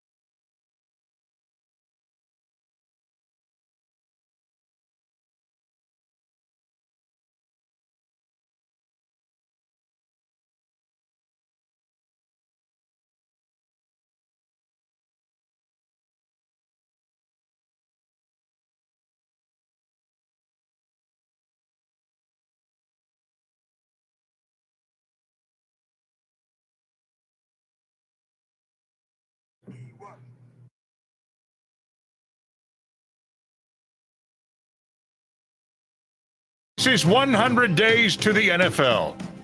Oh, and there's an obligatory Brent Musburger clip because every Josh Open has to have one. You are looking live. Something on 1620 The Zone. Press the button, Nick. Well, Patriot Nation is going through some issues. Oh, man, they've had a rough go. They've had a rough go. Their coach has been cavorting with reporters. They lost the Super Bowl. They got embarrassed in the Super Bowl. They should have lost the AFC Championship if it hadn't been for Mother Nature and the fact that the Broncos were down to Jarrett Stidham. But that's neither here nor there. Now, the GOAT, the legend, the man for whom a statue exists outside of Gillette Stadium, Tom Brady, is at the center of a conspiracy. So Mike McDonald, who... Mike McDonald? This Mike McDonald, the head coach of the Seattle Seahawks, who sadly won the Super Bowl last year. Doing what the WNBA won't do, and that is win on the Dan Patrick Show. Nice. Good job by you, Mike. And here's what he had to say about a question that was asked by old DP. Who did you seek advice from going into the Super Bowl that might surprise me? Well, I wouldn't have surprised. I called John Harbaugh and I talked. He was great. Probably can't mention one guy that really helped us out that had some conflict of interest. Can we guess? Sure. I don't know if I'm going to tell you, but go ahead. Bill Belichick. I'm not that cool. Oh, yeah. No. He wouldn't. No. You wouldn't have a phone call. I've had a beer with Coach Belichick, and that was a pretty cool. That was a pretty cool day. Okay. But, who else would we guess? Kyle Shanahan? No, Kyle. No. But. So that fired off a million conspiracy theories. Patriot fans were convinced that Fox announcer and former New England Patriot legend Tom Brady. Oh, it's obvious it was Tom Brady he's talking about because Brady has it out for the Patriots. Brady didn't want the Patriots to win. Brady was about ready to hire the Seahawks offensive coordinator, Clint Kubiak, to be their new coach of the Raiders. And my hire looks better if he's coming off a Super Bowl championship. Super Bowl, for sure. And, of course, remember, Brady had the bit last year at the Super Bowl where he was like, well, I don't have a dog in the hunt. Yeah, they asked, and apparently that pissed off a bunch of Patriots. God. Now, am I wrong in thinking that he is the obvious person who he was most likely talking about here? Or is there another one? Because who else would have a conflict of interest that would surprise anybody? That is the interesting question. But Fox radio host Zach Gelb said didn't Rule go on with that guy, the Zach Gelb show? I'm pretty sure he did. Said that McDonald told him it wasn't Tom Brady. It wasn't Tom Brady. He said, I reached out to Mike McDonald to get clarification on his comments, asked if Brady was the person with the conflict of interest. And he said it wasn't him? Mike told me it wasn't Brady he was talking about. So I don't even know who else then would have a conflict of interest, because that does imply, does it not, that it is someone who is close with the Patriots or has been close with the Patriots. And so then how do we know it's not Diana Rossini? That would be a conflict of interest. And she is willing to talk to reporters. Yes, willing to talk to a lot of people, a lot of coaches. It's very good that he being Dan, didn't guess Diana Rossini. That would have been very uncomfortable and awkward. I thought he was talking about Brady. I'll be honest. I understand because it's natural, right? Also, I don't think Tom Brady wants the Patriots to be good. I think he's being a little spiteful and vindictive. And in my opinion, he has the right to be spiteful and vindictive, given how they treated him at the end, in particular, Bill Belichick. Yeah. And look, there is something to be said for if you are the last player. Belichick's not there anymore. That's true, but I mean, they're still the Patriots, right? Like they're still, Yeah, I know him and Kraft are tight, but I think that, when you're the last guy who was a part of the era in which the success had, and the further you get away from it, even if you want them to do well, there's probably a part of you that's like, isn't it nice though that I'm not there and they're not as successful? Like that has to be very gratifying. That's the same theory that a lot of you youngins have about Tom Osborne. Oh, Osborne doesn't really want Nebraska. I don't have that opinion. I'm saying a lot of, not you necessarily, but a lot of youngins. Wait, do millennials, are you talking about like Gen Z? I'm talking about anyone who's younger than my generation. So yes, it's both. No, of y'all. I don't think Tom. I've heard people's. No, he's just bad. He's just bad at hiring guys. But I don't think Tom Osborne, wants Nebraska. He doesn't really want Nebraska to be good because it makes his legacy look better. I've heard that before. Yeah, I have to. I don't believe it. I do believe that about Tom Brady, though. I think that. I think the who are you rooting for, and he wouldn't answer the question. I feel like it's kind of weird. Like, come on, you can't even say like them. You can't say the Patriots. Like, but I mean, not to defend him, but he is a broadcaster now, and it's a little bit different because he's already been called into question all this access that he's getting because of his affiliations with the Raiders, and so he's not wanting to fan the flames anymore. Because I'm guessing his bosses at Fox have been like, Tom, we got to tamp some of this stuff down. No way. You think so? You think they can talk to him that way? Of course they can. I don't think they're the ones writing the checks. Of course they can. I don't think that anybody can tell Tom Brady what to do anymore. He's an owner. I don't think he has rules. He exists outside of rules right now. He can just say, fine, I'll leave. I don't care. Yeah, but Fox would certainly say, hey, but it's best for us that we don't play up this conversation that you have conflicts of interest. For sure. They don't. They do not play it up because that would be very uncomfortable if they did. Hey, people waving at us from down below. How you doing? I didn't know they could see us up here. Yeah, apparently. That's cool. I thought the windows were dark enough. Anyway, so yeah, Patriot Nation's they're feeling it right now. Hey, you know what? And it's going to be awesome because they're going to be solid this year, but they are definitely going to take a step back. The schedule's going to be a lot tougher. Maybe they'll miss the playoffs, and everybody can be. And then they can blame Brady again. That'll be awesome. This city needs a comeuppance. Like they have had too much success. Oh my God! Too much success. Too many championships. It's nice. Like all the things that have happened to Boston sports over the last year. I'm not happy that like a guy tore his Achilles, but. It's nice that the Celtics haven't been able to be good. The Patriots got skunked in the Super Bowl. It's too bad they didn't get shut out. They were close to getting shut out in the Super Bowl. Josh says the city of Boston hasn't suffered enough, actually. I would agree with that, Nick, but in a sports sense. So running isn't a sport. No, I'm not talking about the marathon, Nick. It's talking about in the last year, Nick. The last 14 months they have suffered, but I want them to suffer more. Wow. You monster, Nick. Get back to turn your phone on again and have the audio go out to our radio audience. Why don't you get back to doing that? My microphone was actually off. And yet you can still hear it. Yeah. I was testing. I'm testing. Yeah, we can tell. And you're still trying to figure stuff out. Yeah. Oh, yeah. All right. Mitch Sherman is coming up. Also, we got to check in on the our midway point MLB predictions to see how bad we did. Yeah, this has never been a good bit for us. No, maybe you know what? We should cancel it. No, I love this bit. I know you do. For some reason, Nick is the only reason we do this. It's a fun bit. He's like, oh man, it's so fun. It is. Also, if you are watching the one sporting event that's happening, the Home Run Derby, it's going to be different this year. Wait, is this a topic? Uh-oh. It's not a topic. It's just an informational segment. Okay. It doesn't have to be a topic. Okay, good. I just want to make not sure. Everything is a topic, Josh. Yeah. Good. I just want to make sure because I'm not asking you to give an opinion, though. You probably will. I will. I have a take. I still think our audience wants Home Run Derby on TV as a topic. That's all I was offering. Well, it's not about Home Run Derby on TV. It's about the Home Run Derby itself. Oh, okay. Which is on TV. It is on TV. Which does happen to be on TV with Michael Irvin. Nice. On 1620 The Zone.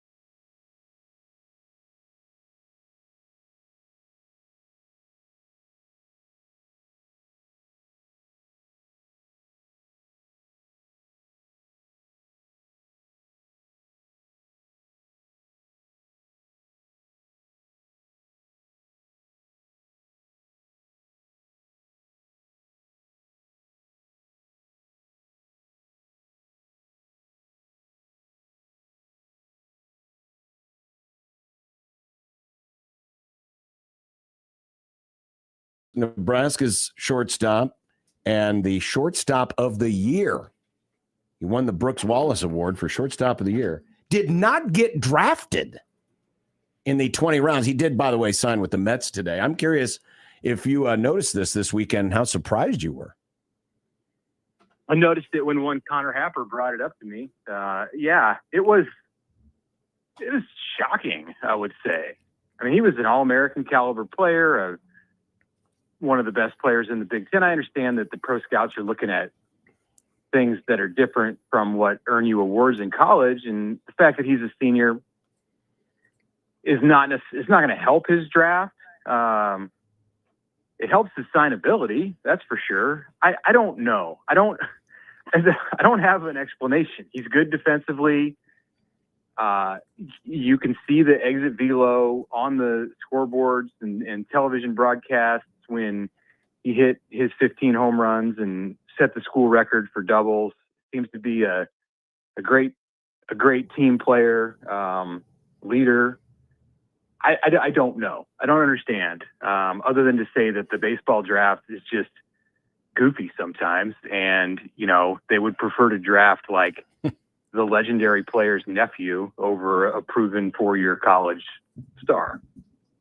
By the way, I have reached out to Farron to do a little snooping around because he's obviously of baseball. Baseball, yeah. And find out tomorrow. We'll find out a little bit more tomorrow if he's hearing anything inside the scouting departments as to why Dylan Carey. But I mean, I've got to imagine, like in some way he didn't measure up. Like in some way that there were some metrics or something. It's not a size thing. But yeah, I mean, if he looked and hit the ball like a first round pick, he would have been drafted in the first round. And that's probably not, I don't know that anybody ever thought that's what it was, but I mean, I thought he was like probably 6th, 7th, 8th, 9th round, something around there. Just, he passes the eyeball test and seems like he'd be a good player in an organization, and he'll get a chance now with the Mets. I mean, with the draft being 20 rounds, there's plenty of players historically who have either been undrafted or who have gone after the 20th round, who have gone on to have fine major league careers. So that's going to be his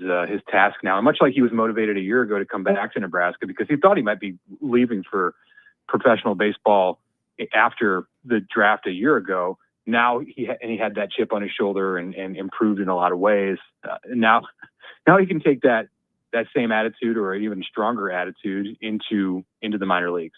Mitch, speaking of passing the eye test, Trae Taylor has passed many an eye test, and he has now been given a 5th star rather, by Rivals, which I think makes him pretty much a consensus 5-star across the board. But beyond, I mean, we already know Nebraska has him in the fold. We know he's moved here, et cetera, et cetera. Does it mean anything that he has continued to get those accolades, given that they already did have him committed and he's been committed for quite some time? Or is it just kind of another feather in his cap and I guess the program's cap because of that? Yeah, I think it just boosts his profile another notch, and it legitimizes the previous ranking. Now everybody's got him as a 5-star, so he's truly a 5-star. He's one of the most highly rated players in the country, regardless of the publication, the recruiting service, and that's while that means a lot for Nebraska. For Nebraska to have a consensus 5-star quarterback, it will help Nebraska hang on to the 22 players who were committed in this class and put the finishing touches on it. And it's going to lead to more eyes on Trae as he suits up for Millard South this fall. And I think that's not the only reason. That's probably a small part of the reason that this can be beneficial this semester, this summer and fall in Lincoln and Omaha can be beneficial to him, that he's going to have a lot of eyes on him. But it's a factor. I mean, he's here because he wants to be around the team and be around the Nebraska facility and live in the state that he intends to play college football in. But I also think that just being under the microscope, because it's something that it's a very real thing that Nebraska quarterbacks deal with. And some of them have handled it really well and others have not. And he's going to get a head start on that. As I would imagine that when Millard South plays Millard North on August 28th at Buell Stadium, there's no college football that weekend or none involving Nebraska. Mm-hmm. That's going to be as watched and dissected a high school football game that wasn't a state championship, and maybe more so even than state championship games than we've we've ever seen, or than what we've seen in a long time in this state because of him. It's mainly because of him. Yeah, there are other Nebraska commits in that game, but it's because of him. Yeah, Mitch, I was going to follow up on that. You've been covering this program for a while. You've been in this state for a while. Like, is there any comp to this? Of course, him moving here is different and wholly unique. But in terms of that Friday night expectation and what it could look like at the stadiums around the Metro, like, can you remember something that this would even be able to compare to? We're probably talking about the heyday of Nebraska football in the 90s, maybe like an Eric Crouch situation. Like, is there even a comp? Yeah, Eric Crouch and Amon Green played in Omaha in the 90s. And when Amon Green played at Omaha Central as a senior in 1995, it was Nebraska football was at the top of the world. And I'm sorry, it was 94. 94, because he was a true freshman in 95. Yeah. So 94. And even then it applies. Nebraska football was at the top of the world, won a national championship both of those years.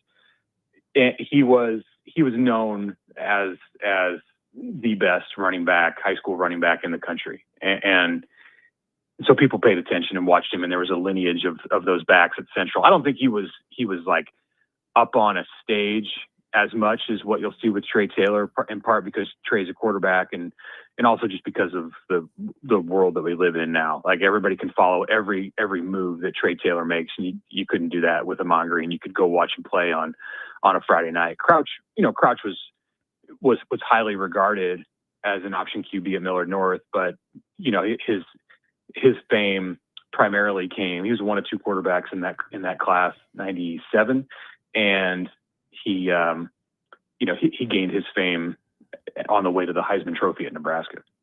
Mitch Sherman joining us on the Prairie Flower Casino Zone hotline. Would it be a fair statement to say that whatever fate becomes of Matt Rule at Nebraska will be tied to Trae Taylor and whatever he does here?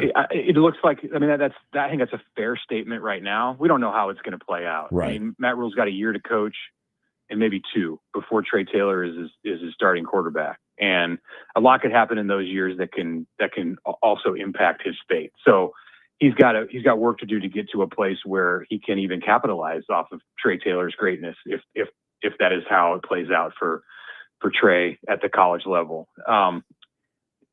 So maybe, I mean, there's a scenario where that could be the case, but I don't think it's like a slam dunk. There's a path for Matt Rule to go on and go to great heights at Nebraska that don't involve Trae Taylor being a magnificent quarterback. Like, he could end up somewhere else through the portal or through the recruiting process, and it could still work for Matt Rule. But like, that's maybe the most predictable at this point way that Matt Rule is gonna take it to the next level is to bide his time and continue to make improvements in the program until you get Trae Taylor ready to go, like a mature and college prepared Trae Taylor, and then it all takes off. Mitch, last week we unpacked Nebraska's floor and ceiling for the 26th season. I think we talked about it with you a little bit when we had you on Wednesday. Yeah. Position group, with that same kind of question, I wonder which position group do you think has the biggest difference between whatever their ceiling could be, however high that is, versus a floor? And so, I mean, I guess this is a different way of asking which position group kind of feels the most unknown at this moment in time in terms of either how good they could be or how maybe poor they could be as well. Yeah. To me, that's running back. That's an easy answer. It's depth, it's experience, along with experience, productivity, and you just don't know. Right now, it's hard to even say that they've got a running back who is ready to go and step in and do all the things that are asked of him on September 5th against Ohio. I mean, there's questions. So, and then you don't have a lot of them. Even if everybody lives up to their potential at that position, you're still very limited. Like, you're still below what a lot of teams in the Big Ten feel comfortable with. Nebraska felt comfortable with it coming out of the transfer and recruiting period in January, and they need for things to all fall into place. They need for a lot of things to fall into place. Not everything has to fall into place, but they need for a number of things to fall into place for that position group to reach its ceiling. And so I think the floor there is kind of scary, because if you have injuries or problems that take players away from game action, then it can be a situation where it kind of drags your whole offense down. On the other side of it, I'd either go to the secondary or the offensive line, and probably the secondary, because the offensive line hasn't played together yet, and we're banking on 3 transfers being as good as advertised, and it could take, you have a new offensive line coach or a couple of new offensive line coaches. So yeah, the ceiling's high, and I guess that's what we're talking about. But there are also a lot of unknowns. So maybe if you're just talking about the ceiling, it's the offensive line. You could have 5. Could you have 5 future pros on the offensive line if everything works out perfectly? I mean, I hadn't thought of it that way. I don't know that Brendan Black at right guard is considered to be like a big time draft prospect, and but Justin Evans is, Elijah Pritchett is. I think Bob Alade at right tackle could be. So we'll see with the guards. Mubenga, I mean, why not? He's from LSU. I mean, he looks like it. There are maybe you could say if they all pan out, you end up having like 4 NFL players, 4 draft picks out of that starting 5, and that's pretty good. A lot of folks observed this over the weekend, and we had it confirmed to us today with an email, but an ad on the very front page of the Omaha World Herald yesterday for single game Husker football tickets. Does that send up a red flag in terms of how soft the market is right now and this is for every there's tickets available for every game, including Indiana and Ohio State, which are the 2 biggest games on the schedule? Yeah, I was poking around Huskers.com on the ticket purchasing options last week just to see, and you couldn't see how many seats are available, but the sections are lit up. They're colored, either like in a light red or a darker red if there's more tickets available. And I went through not every game, but most of them. Ohio, I looked at Indiana, I looked at, I think, Maryland and Ohio State.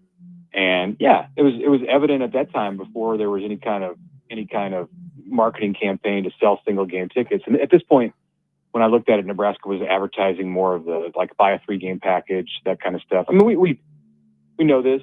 It's not a lockdown situation where they're gonna sell out every game. That's a scary thing, I suppose, for Nebraska football. But it's a reality, and it's just some of it is related to the college football world that we live in today, and then some of it is obviously related to apathy around this program because of the way that November and December went last year. So, you go out and you play. Maybe the sellout streak doesn't. I would think that the sellout streak would survive the opening week because it's the opener, and there's going to be excitement building up to that, and So yeah, I think so. It's the first opportunity to see Anthony Calandri. I think it'll make it through that, but then all bets are off. It's about how Nebraska plays, and it could meet its fate, or maybe it'll live to see another year. I don't know that. I know it's a big headline, and it would be a big something that a lot of people would care about in the program, and I'd make a big deal out of it. We'd all make a big deal out of it, but then you move on, and you're still tasked to do the same thing, to win games and show progress and continue to bring great players in. And if you do those things, then selling tickets is going to take care of itself. Yeah, I'm curious, Mitch, as to how Dannon would view it if they were to get in a similar position to the one that Trev Alberts and the program found themselves in, 4 or 5 years ago, and they did the red carpet experience, and that was able to keep it going. Because if you get through this year, then they're tearing down a lot of the stadium, and there's going to be a smaller capacity. And so it really does feel like, to me, if you could make it through this year and the 7 home games, then you're going to be just fine moving forward. And so, most likely they'll probably just make sure that they get through this season, right?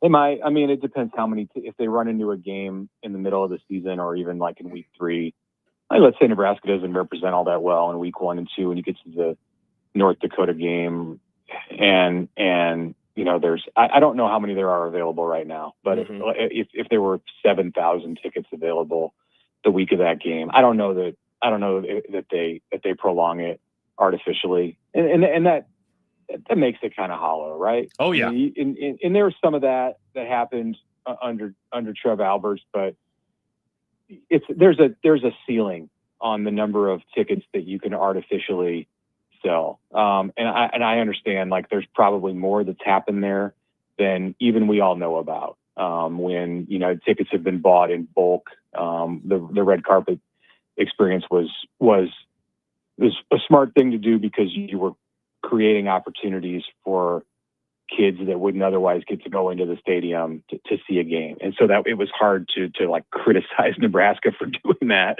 even though it was helping prolong the sellout streak. But I think there have been other measures taken. I think we all know that, to help prolong it too. And the more that you add on top of that, and if the number gets bigger, at some point it gets, you know, there's not a whole lot of point to it. You just have to let things happen naturally. And I don't know if they could reach that place this year. I would probably lean towards saying no and agree with you, Josh, just because it's been since 1962. They've always found a way every year since 1962. So why not continue it this year? And then, like you said, next year it's a greatly reduced capacity, and then the year after that you're in a renovated stadium, and there's additional reason to come see it because it's like the new Memorial Stadium, and it has a slightly lower capacity than what we'll see this year. Mitch Sherman of The Athletic, who joins us each and every Monday here on the Grum. Mitch, thanks again. Appreciate it, and enjoy the rest of the week. Absolutely. Good to talk to you guys. Thank you, Mitch. Mitch Sherman joining us on the Prairie Flower Casino Zone Hotline. The reaction, if and when, and you can put it on the list, the sellout streak, however you want to define it, it's going to survive the year, is not going to die this year. I'll put it on the list. It will be kept alive as it has been kept alive many times in the past, in seasons that, you know, certainly had its moments. Because whoever's in administration or in the role of football coach at that point does not want to have to deal with the fallout, because that is the last of the great Nebraska streaks that's still out there. And it's one that I've said many times here on the Grum. If the fans want to take a bow for something, take a bow for the fact that they are the one thing that has kept this program relevant for the last how many years you want to go back. Mm-hmm. The dim ages, as we've come to call them. This streak is the embodiment, the numerical, the symbolic embodiment of the fans keeping the program relevant. Because once that dissipates, then all bets are off. And it's like that for everybody, but especially at a place like Nebraska, coming from a smaller state, not necessarily the blue blood that they once were. You know, they can't just fall back on, hey, look at all the wins. No, they can't really fall back on that. It's the fans that have kept this place relevant. And I can only imagine what the reaction would be like across the country. Because I remember a couple of years ago, Notre Dame's sellout streak came to an end. I don't remember why or what the circumstance, but it was on front page of ESPN. Mm-hmm. Now, while it wasn't, you know, it wasn't subject one on College Game Day or, you know, anywhere else, this one would be. This one would be discussed. And yeah, a lot of people that are tired of the Nebraska, you know, getting crapped on by rival fans, that would be another moment where it'd be like, man, they're jumping ship. They're bailing on the team. And it's not even, it wouldn't even be representative, because there's a part of me that thinks that's when things start to happen. When the mass exodus happened against Oklahoma State in 2007, that's when Harvey realized something's got to be done. And 2 days later, Steve Peterson was out the door. And we all know what happened after that. Because it's one thing to see posts on a message board or on Twitter. It's another Correct. when the stadium is literally emptying at halftime. Correct. Yeah.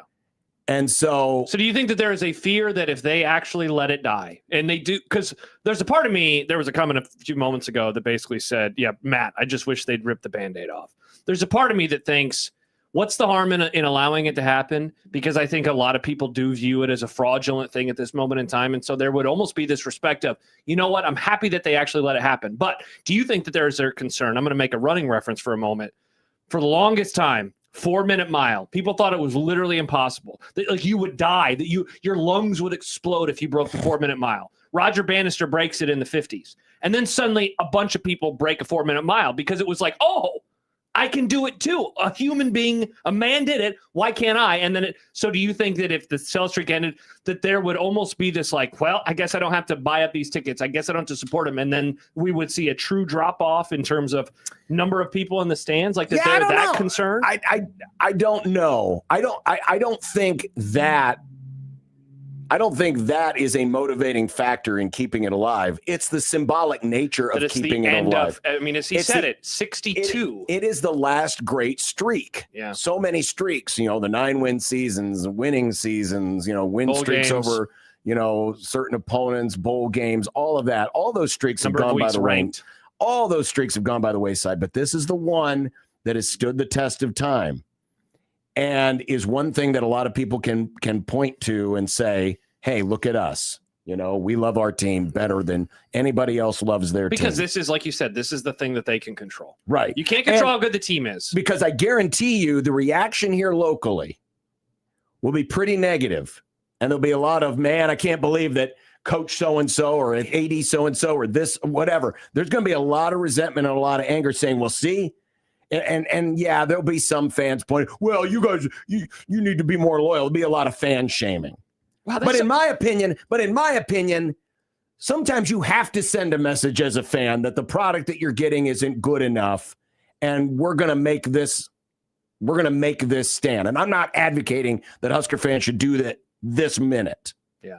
But it's because of those types of things happening that the administration absolutely positively don't want to be the ones on watch when this thing correct. It's like when we talk about paying players or making them employees. It's going to happen eventually. The folks that are in charge of the NCAA today, they don't want to be the ones where, and then Bob and his team rolled over and now they're all employees and everything changed. Yeah. Whereas it's so funny you're saying that, and maybe you're right. Maybe there would be a backlash.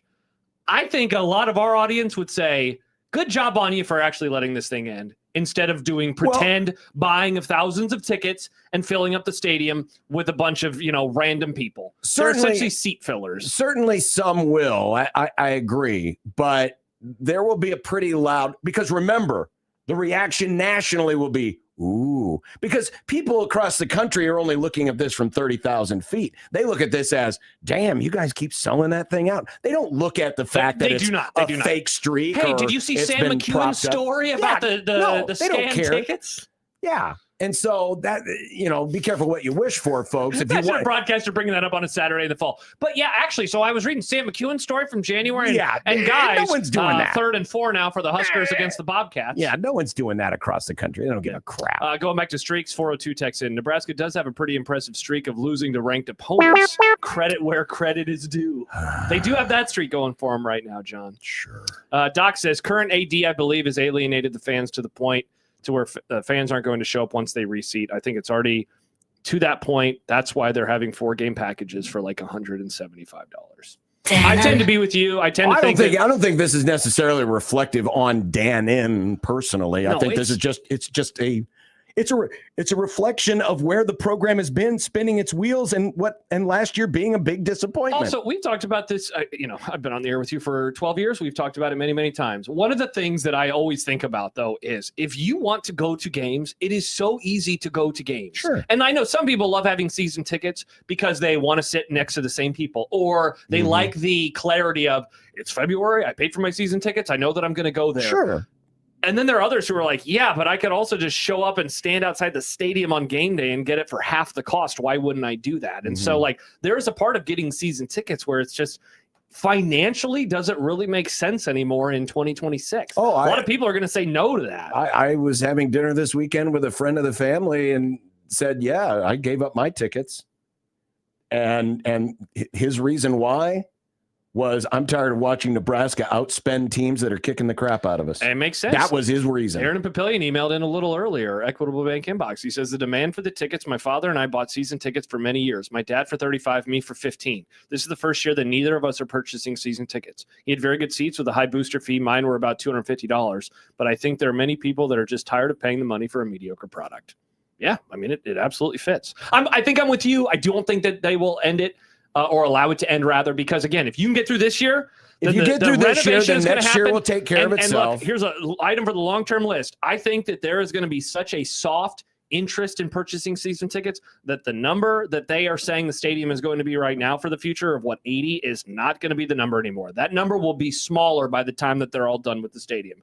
I think right now we are seeing that there is not as much interest as having season tickets as there used to be. The program has this, we're guessing, right? Oh, maybe there are 1,000 empty seats. Mitch just threw out a number, and this is a reporting. He was like, what if there are 6,000 seats? There is more, I think, than anyone would have ever expected, and they're seeing that data. And so they have the exact number of seats that are available for Ohio. They have the exact number of seats that are available for Ohio State. And they're going to use that and say, guys, do we really want to have a stadium this big, even though we can't even fill up the current stadium right now? Yeah, no, I agree with you. I think you will see an adjustment. I mean, they just gave a rough estimate. They just said, yeah, it'll be around 80,000. Mm-hmm. Well, it's going to be in the 70s. 77.5 is also around 80,000. That's true. Yeah, you can round it up.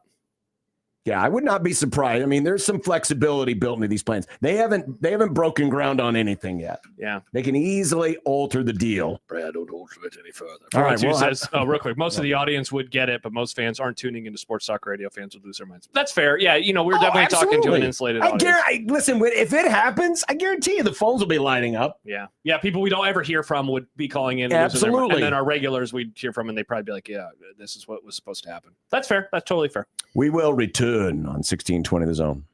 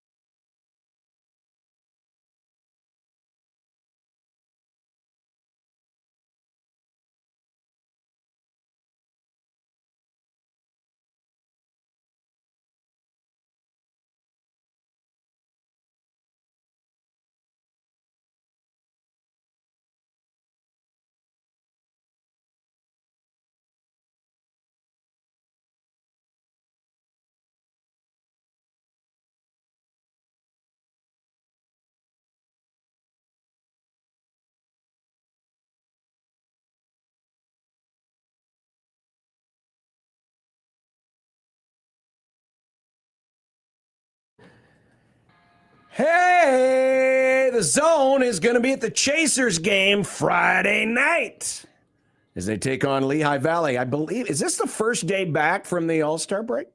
Yes. They don't have a game on Thursday. Nope. Well, it's Zone night on Friday. Awesome. It's also everything Nebraska night. So I'm guessing there will be some runzas and... Oh, wait, there is one game Thursday. Kool-Aid. The Mets play the Phillies. Well, yeah, but that's Major League Baseball. This is AAA. Oh, this so I was confused. I was like, what does it have to do with this Friday night Zone night? Are you coming? Are you stopping by? We'll see. Yeah, probably. Interesting. I'm going to be in Milwaukee.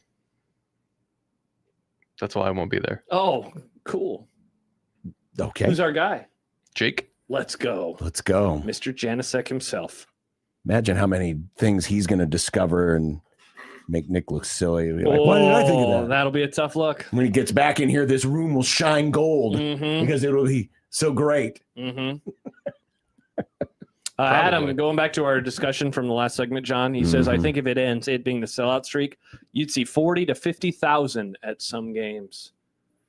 There was that game a few years ago. It was the year Frost got fired. There was like 50 some odd thousand for one of those games, the Wisconsin game. Maybe it was in the 40s. I don't think the sellout streak ending will lead to fans not showing up.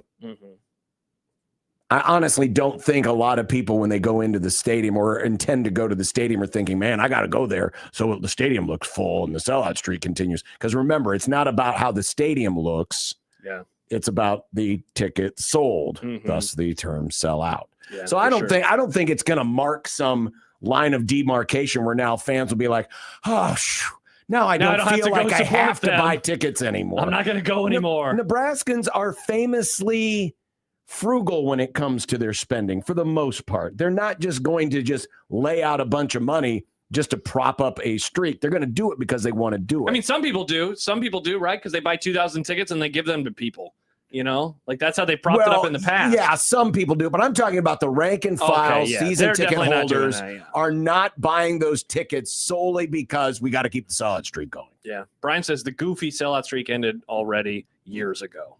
Well, yes, in reality, it probably did. If someone really wanted to be, what's the game from Bernard the 90s? Goldberg and, dig into it. What's the game from the 90s that everyone always brings up? Was it like Utah State or something? I can't remember. There's like a story of one of those games that I remember as I got older, I heard about. It was like, that was like the first time. It was probably in the 90, 91, 92 before Frazier and everybody really got going. When the program was fine. I mean, way better than they are now. But just wasn't good enough for people's liking. And there was obviously some frustration. Yeah. Then in recent years, when the stadium's capacity blew up, then it just, we've talked about it before. They added onto the stadium right as the advent of different ways to watch football completely changed. When they started working on stuff in 99 and certainly by 2006, games were still on radio only at times. You had to go to the stadium if you wanted to watch. And there were games that were on pay-per-view. Now, I mean, yes, Peacock is in a way pay-per-view, but otherwise you can watch everything on cable, at the very least, if not on over the air. And that they were not being forward thinking. And that's what I always talk about with the new stadium, with whatever they're going to do, be forward thinking and don't try to respond to what it has been like, but try to see into the future. Well, in a lot of things, every time Nebraska did major renovations, whether it was the new West Stadium in the late 90s, whether it was the original Osborne Center in the early mid-2000s. And then almost a decade later. And then, of course, the East Stadium. And that was the biggest mistake in my opinion. While they always felt like they had to offset the premium seats with, but we're also adding some more normal seats. And I think in hindsight, if they would have just said, hey, we're adding some premium seats, because that's what they needed. They needed the skyboxes. They needed the club seats for the people who wanted to spend that extra money. If they had just stuck with that and not done, the new East Stadium bench seats or adding to the North Stadium when they added the new Osborne Center back in the day, they would have been better off. But I think at the time there did seem to be this arms race for stadium size because but it was also the politics of well, we can't make it look like we're doing this only for the rich folks and the normies that's pretty much don't what get West anything. West was that, right? Like there was a nice new press box, but otherwise that was pretty much all club, and they added seat backs in West Stadium. So like that was only for people who had money. North and East, not so much. They added stuff for the quote unquote rank and file. But part of it too was just the time that we were in that moment with sports. And sports stadiums was bigger. You got to make it more. And I think they were chasing getting close to 90, and like there's a world where the program doesn't take a step back. And are we talking, can they get it to 100, but then things changed in life and how we take in sports. Going back to what you said about being frugal, Sam writes, Nebraskans are famously frugal with how they spend their basketball NIL. Nebraska definitely has been frugal in that regard. Well, it's just a lot of things in general. Before we go to break, I wanted to review what we have done so far. We are we're a little past halfway in the Major League season. And here is what we put as our bets. We gave everybody an imaginary $100, and then we did futures bets in Major League Baseball. I went and did a quick cursory look at the ones that we might hit. Yeah. I mean, there's a few that we might hit, like Dodgers beating the Yankees in the World Series or Yankees beating the Dodgers. Those certainly can still hit. Yeah. But you can't really project that. My pick of the Brewers to win the NL Central looks to be a good pick. Not the Royals to win the AL Central. No. That's pretty terrible. The Dodgers currently are not on pace for 103 wins, and you've got the under. Shout out. The Rockies are on pace for more than 55 and a half wins. Wow, shout out, Nick. And Kyle Schwarber is the home run leader currently, and that was another one that Nick had on his column. Nick, you would almost we have break a few, even, but we're struggling. There's a few others that are going to take some doing. Now, the Tigers not making the playoffs, I could hit that one. Yeah. Not great. Bregman's going to have to really kick it in the ass if he's going to get over 21 and a half. Go Mariners. I need you. Come on, Mariners. Yeah, Josh's pick of the Mariners to win the World Series not looking good. Neither are the Orioles winning 90 or more games. Are they struggling this year? Yeah, and Aaron Judge hitting 50 or more home runs. He's missed a couple of months. Well, that's a bummer. So that's a bummer. Yeah, we ain't doing so hot. Understandable. I'm a football knower, John, not a baseball knower. Everybody knows this. Everybody knows this. Am I right, Nick? Yeah. All of them. Everybody knows that you know baseball so much. Thank you, Nick. I appreciate it. No, I said I know football. Nick wasn't even paying attention. I thought you said baseball. He's doing more tests over there. Is that what he's doing? Yeah. By test, do we mean chess? Not chess. Chess rhymes with test. Not chess. We'll be back. We got 100 days to college football and Michael Severe. Awesome. All to come on 1620 The Zone.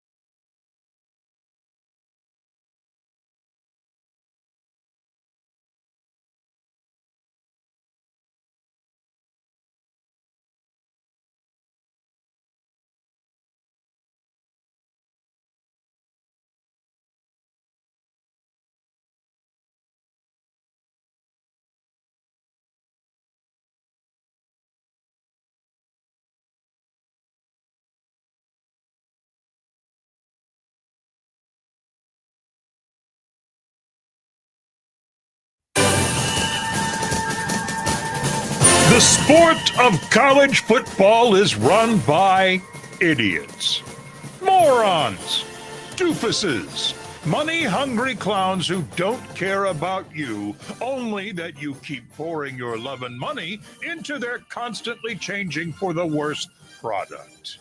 But we love it. Oh, we do love it so. The other thing we like to do is count things down. So today and through the summer, 1620 The Zone and 97.7 The Zone are going to put these two great tastes together as we anxiously anticipate another year of college football. So now, Unsportsmanlike Conduct, home of random number selection and inciting dorks to online violence, presents another number pulled out of our collective behinds.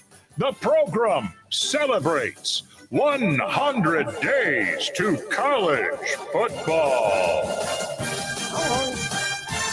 How long have we been doing this bit? It's like a couple months, right? Yeah, it started in May. And it's still 100 days to college football? 100 days is a mindset, John. We could do 100 days of college football in February if we wanted to, but you wouldn't let me. We talk basketball. We talk about baseball. Yeah, but we're 100 days of college football. That's over 3 months. That's over 3 months. Yeah, and yet it's somehow July 13th, and next month it'll be so the season's not starting till October? No, that'd be a real big bummer. You're thinking about baseball season. That doesn't start until October. Who are the biggest regression candidates for 2026? Who's going to take the proverbial step back? Folks! Well, the folks at CBS Sports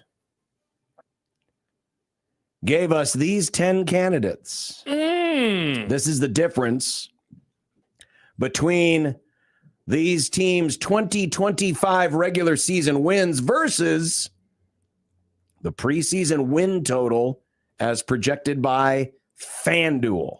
Okay. And what is this based on?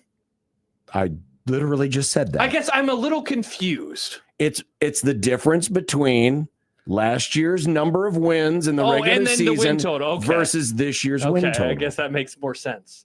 I was expecting there to be like math beyond just wins minus math. Win total. I thought there's going to be a formula or something. Who needs a damn formula when you can have a formula? I guess that's true. Who needs a damn win formula when you can have simple math? I guess that's true. This is my favorite kind of math. But why male models? Okay, I understand now, John. Vanderbilt. Oh, they're going to be a huge step back. Huge step back. Their win total number is at 5.5. They won 10 games last year. Whoa. That's a difference of 4.5. That's the biggest candidate for regression. That makes sense. When you lose Diego Pavia, they've been horrible all of our lives, and then they won 10 games. That makes a whole lot of sense to me.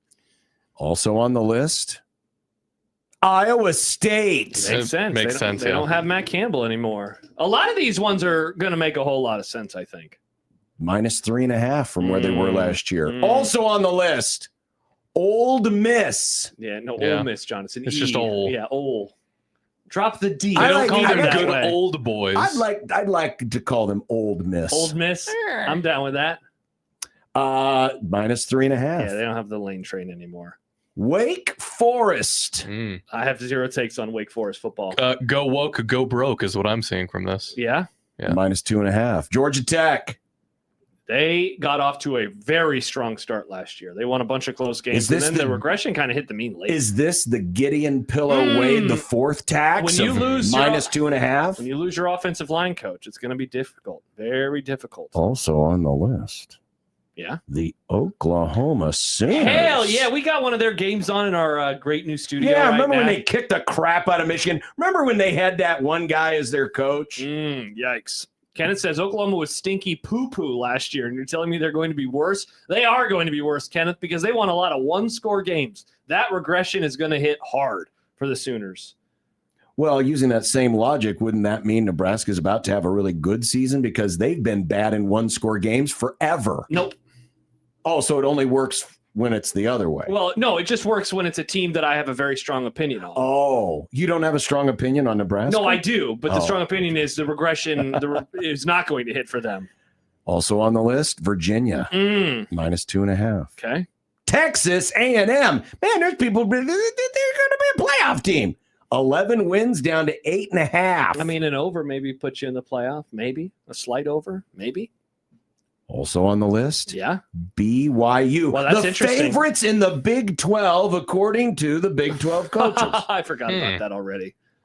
And also on the list, the Ohio State. I am an outlier because I think they're going to go under 9.5 wins this year. They're calling me a madman, John. They're calling me a madman. Man, this unbiased Josh. Oklahoma-Ohio State national championship game is going to hit so hard. That would be incredibly triggering. Incredibly triggering. I am now rooting for this. I want Oklahoma and Ohio State. How is this your mindset? I want Josh to be miserable. Why can't you just... What do you mean miserable? I just want you to be proven wrong yet again. Yeah, see, why can't you just say, it'd be fun if my coworker was proven to be very correct on this? You don't like either of these teams? But then it'd be like, I don't know if you're familiar with this, but back in the day, Sesame Street had this bit where Mr. Snuffleupagus was an imaginary friend because none of the adults ever saw Mr. Snuffleupagus. Yeah. And so once they exposed Mr. Snuffleupagus, it kind of lost the bit.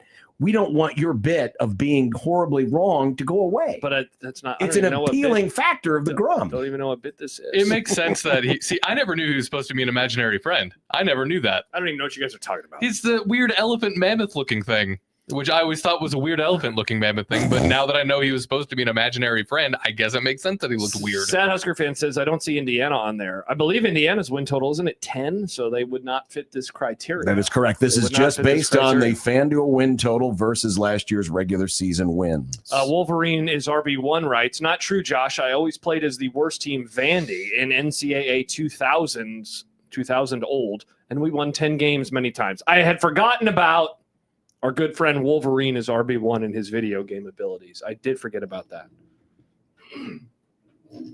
Oh, I thought Nick was going to say something. He had a finger pointing up. I was adjusting my mic. He was raising his hand. I have an opinion. You do? Good. I'm glad. That is good. Oh, Sicilian. Who has more wins next year, Dion or Rule? Rule for sure. Yeah, yeah. Yeah, this is gonna be a rough little year for Coach Prime. We might be on Prime hot seat watch come October, November, or Prime awkward seat watch because that school ain't gonna fire him. He's bringing in so much money for them; they don't want to get rid of him, but they're not gonna be very good. We'll have an offense this year, John. They're watching plays and practicing and everything. They're practicing. You seen these guys? We're diagramming plays. They're reading defenses. They're watching film. Wow, gonna be pretty crazy. Man, this is gonna be as revolutionary for Colorado football as weightlifting was for Nebraska football. It really is. Have you guys seen this? Have you heard about this? I can't wait for the Colorado public television special called Buffalo Century, where they spend a whole segment on, and then Colorado discovered that they could watch film of their upcoming opponents and learn tendencies and keys, and that's when they won an extra game in 2027. Coach Prime, I'm looking through the rule book. Have you seen this? We're allowed to practice during the week. Is that really what this thing says in here? We should try that out one of these times. Oh man, Buffalo. I miss the days when we would spend at least a little bit of time crapping on Colorado every day. What was the segment Poop called? on Prime. Poop on Prime. Should we bring back Pooping on Prime? Yeah, but it's not as fun to poop on Prime when he's already covered in filth. Why do you want to kick him while he's down? Most of it is owned because he's wearing the diapers now. I don't feel comfortable making fun of him for pooping his pants, John. Only on the field. But no, but not literally. The football team, not him. Not him as an individual. When we come back, it's Michael Severe Monday. Let's go. All right. Round the room. Will we have any technical issues with Michael today? Yes. No. Whoa. John? I'm going to say yes. Bummer. Let's hope that you and I are wrong and Nick is right. On 1620 The Zone.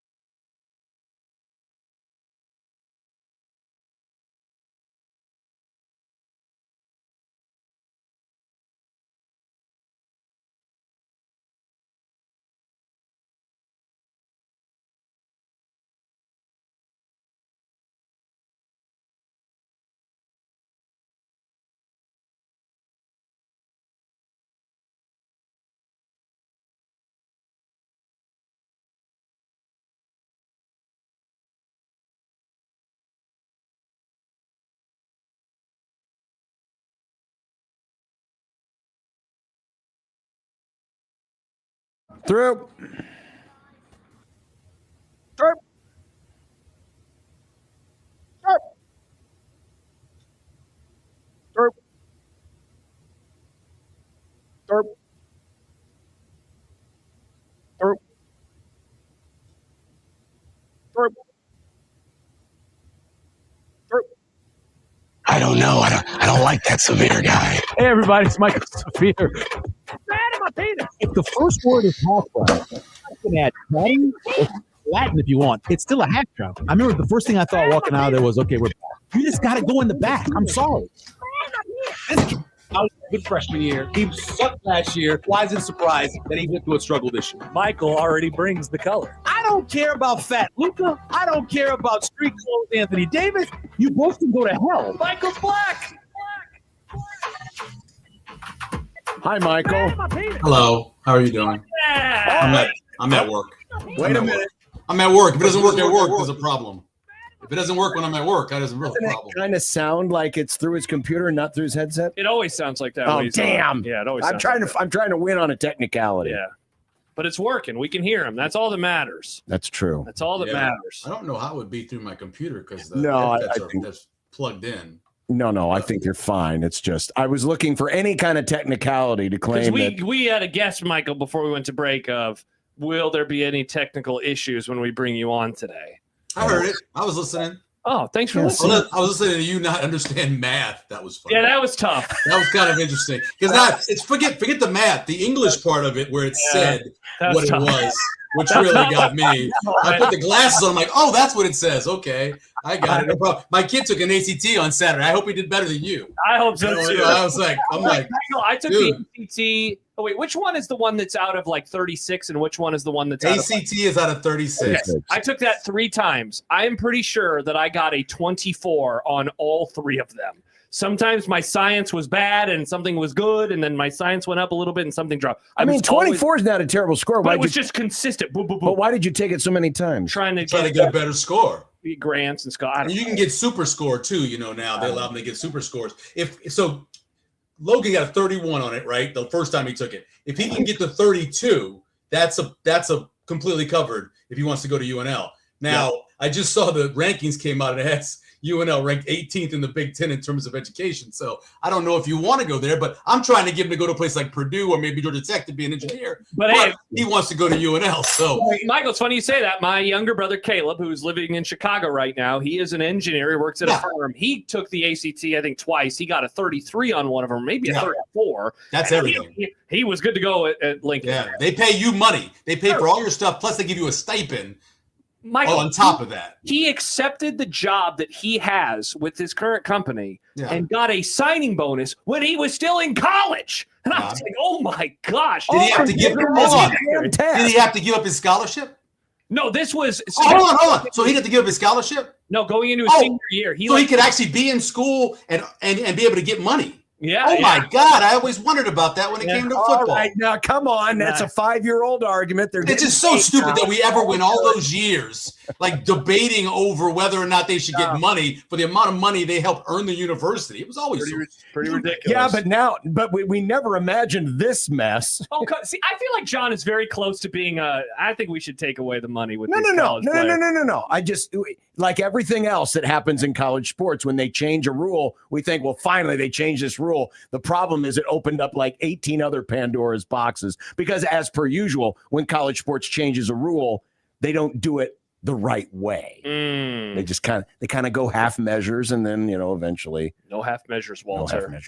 Everything feels fine to me. Because the last thing left in that box, John, was hope. So as long as we got hope, we're good. I love hope. Hope.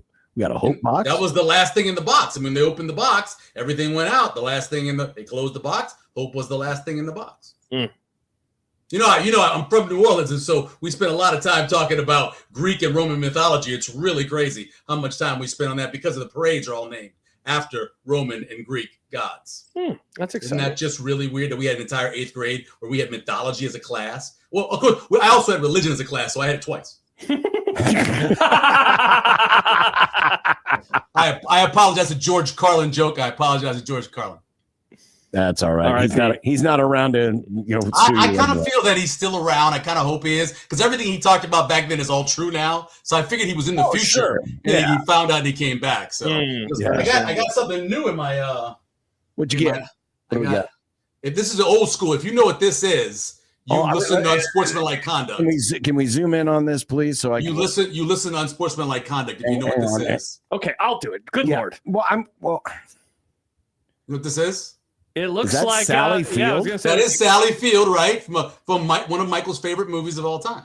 Oh, is that Mrs. Doubtfire? Steel Magnolias? Steel Magnolias. That's right. That's her from Steel Magnolias. Exactly right. Yeah. So I've never seen Steel Magnolias. I've also never seen Magnolia. These are different. Magnolia is horrible. Magnolia, I remember being in Magnolia, and I was so lucky because I was up against kind of the wall at the movie theater, so I could lean and fall asleep because it was that bad of a movie. It's horrible. My wife says she enjoyed it. I'm pretty sure I heard her snoring too. I don't feel like you and I ever agree on anything with movies, so I feel like now. No, you go, please. Oh no, please go see Vanilla Sky and Magnolia. Hey, do it on the same day. Good Lord. Do it on the same day. Watch both of them back to back. Yeah. And I'm sure that'll just make your day. And they get on Letterboxd. I don't want Josh to throw himself off the top of the new the Mutual of Omaha building. I've never seen Vanilla Sky either. I once watched back to back The Pursuit of Happiness and 7 Pounds. I never had a better day. Oh man, I've never seen. I watched them back to back. I've seen one of those. I think I've seen 7 Pounds. I've not seen The Pursuit of Happiness. Oh, great movie. It's probably that jerk's best movie. Yeah, you talking about Will Smith? Yeah, probably his best movie. Remember that thing a few years ago? That was wild. That jerk's best movie. That was so weird. Probably his best movie. I mean, in terms of his acting, it's hard. He's locked in a bathroom in a subway station, holding the door closed because that's where they're living with him and his son at night.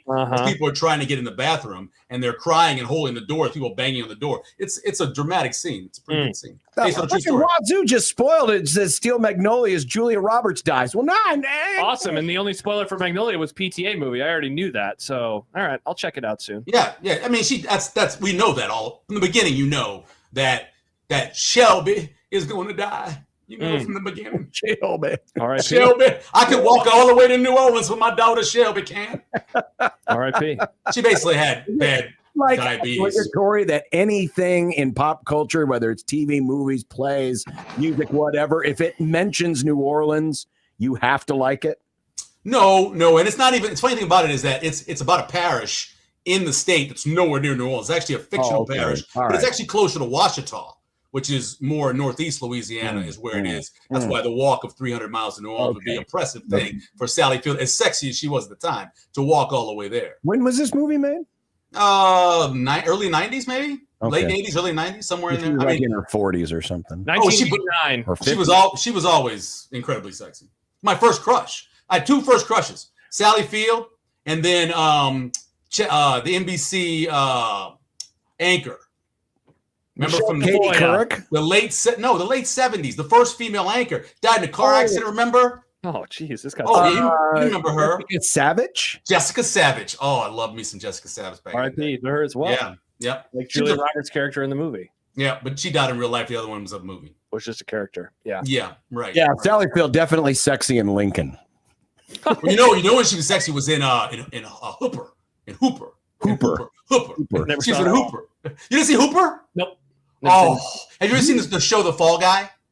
I know it. I don't think I've seen it. So it's kind of like The Fall Guy, but a movie. Yes. Okay. Yeah, and it's outstanding. It's so good. It's really. You should. It was the first time that Sally Field and Burt Reynolds hooked up.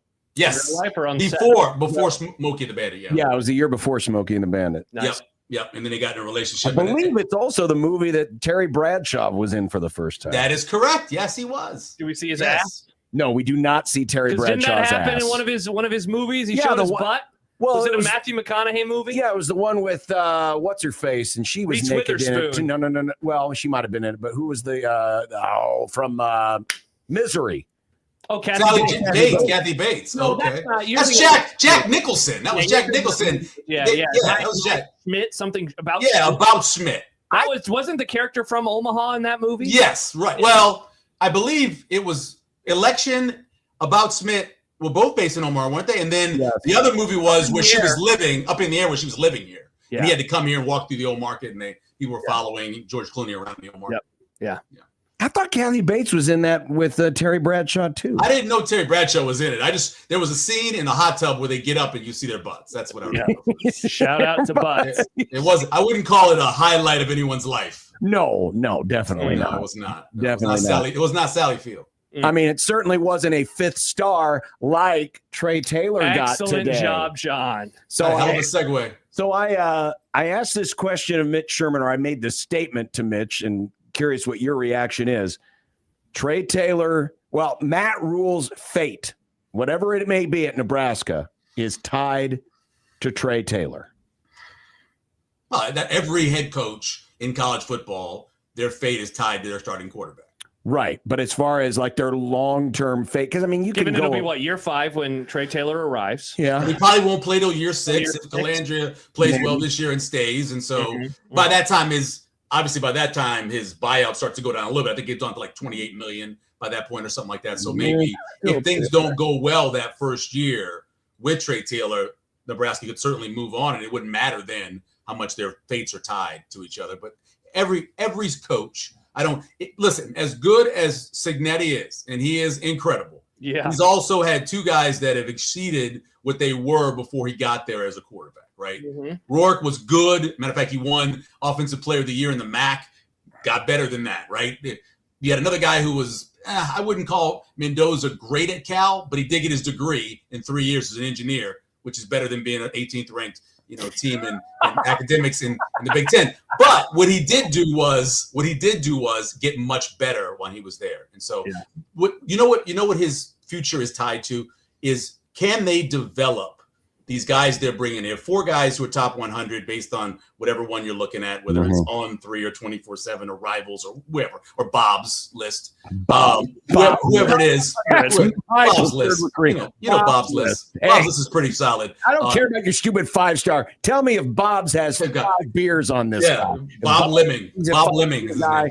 Yeah. It's tied to their development. Can they develop? Can they take these guys who they're bringing in here who are highly rated? Can they take guys who are coming from another school and maybe had some success? Brendan Black wasn't a bad player, right? You look at it, you're talking about a guy who's like a all honorary mention offensive lineman, right? Kind of like that 3rd team kind of thing. Can they take him to where he gets even better than that, to where he can be 3rd team or 2nd team in the Big Ten, which is better than being that in the Big 12, right? So this is all tied to development. Development at every single position, starting with the defensive line, the offensive line, and quarterback.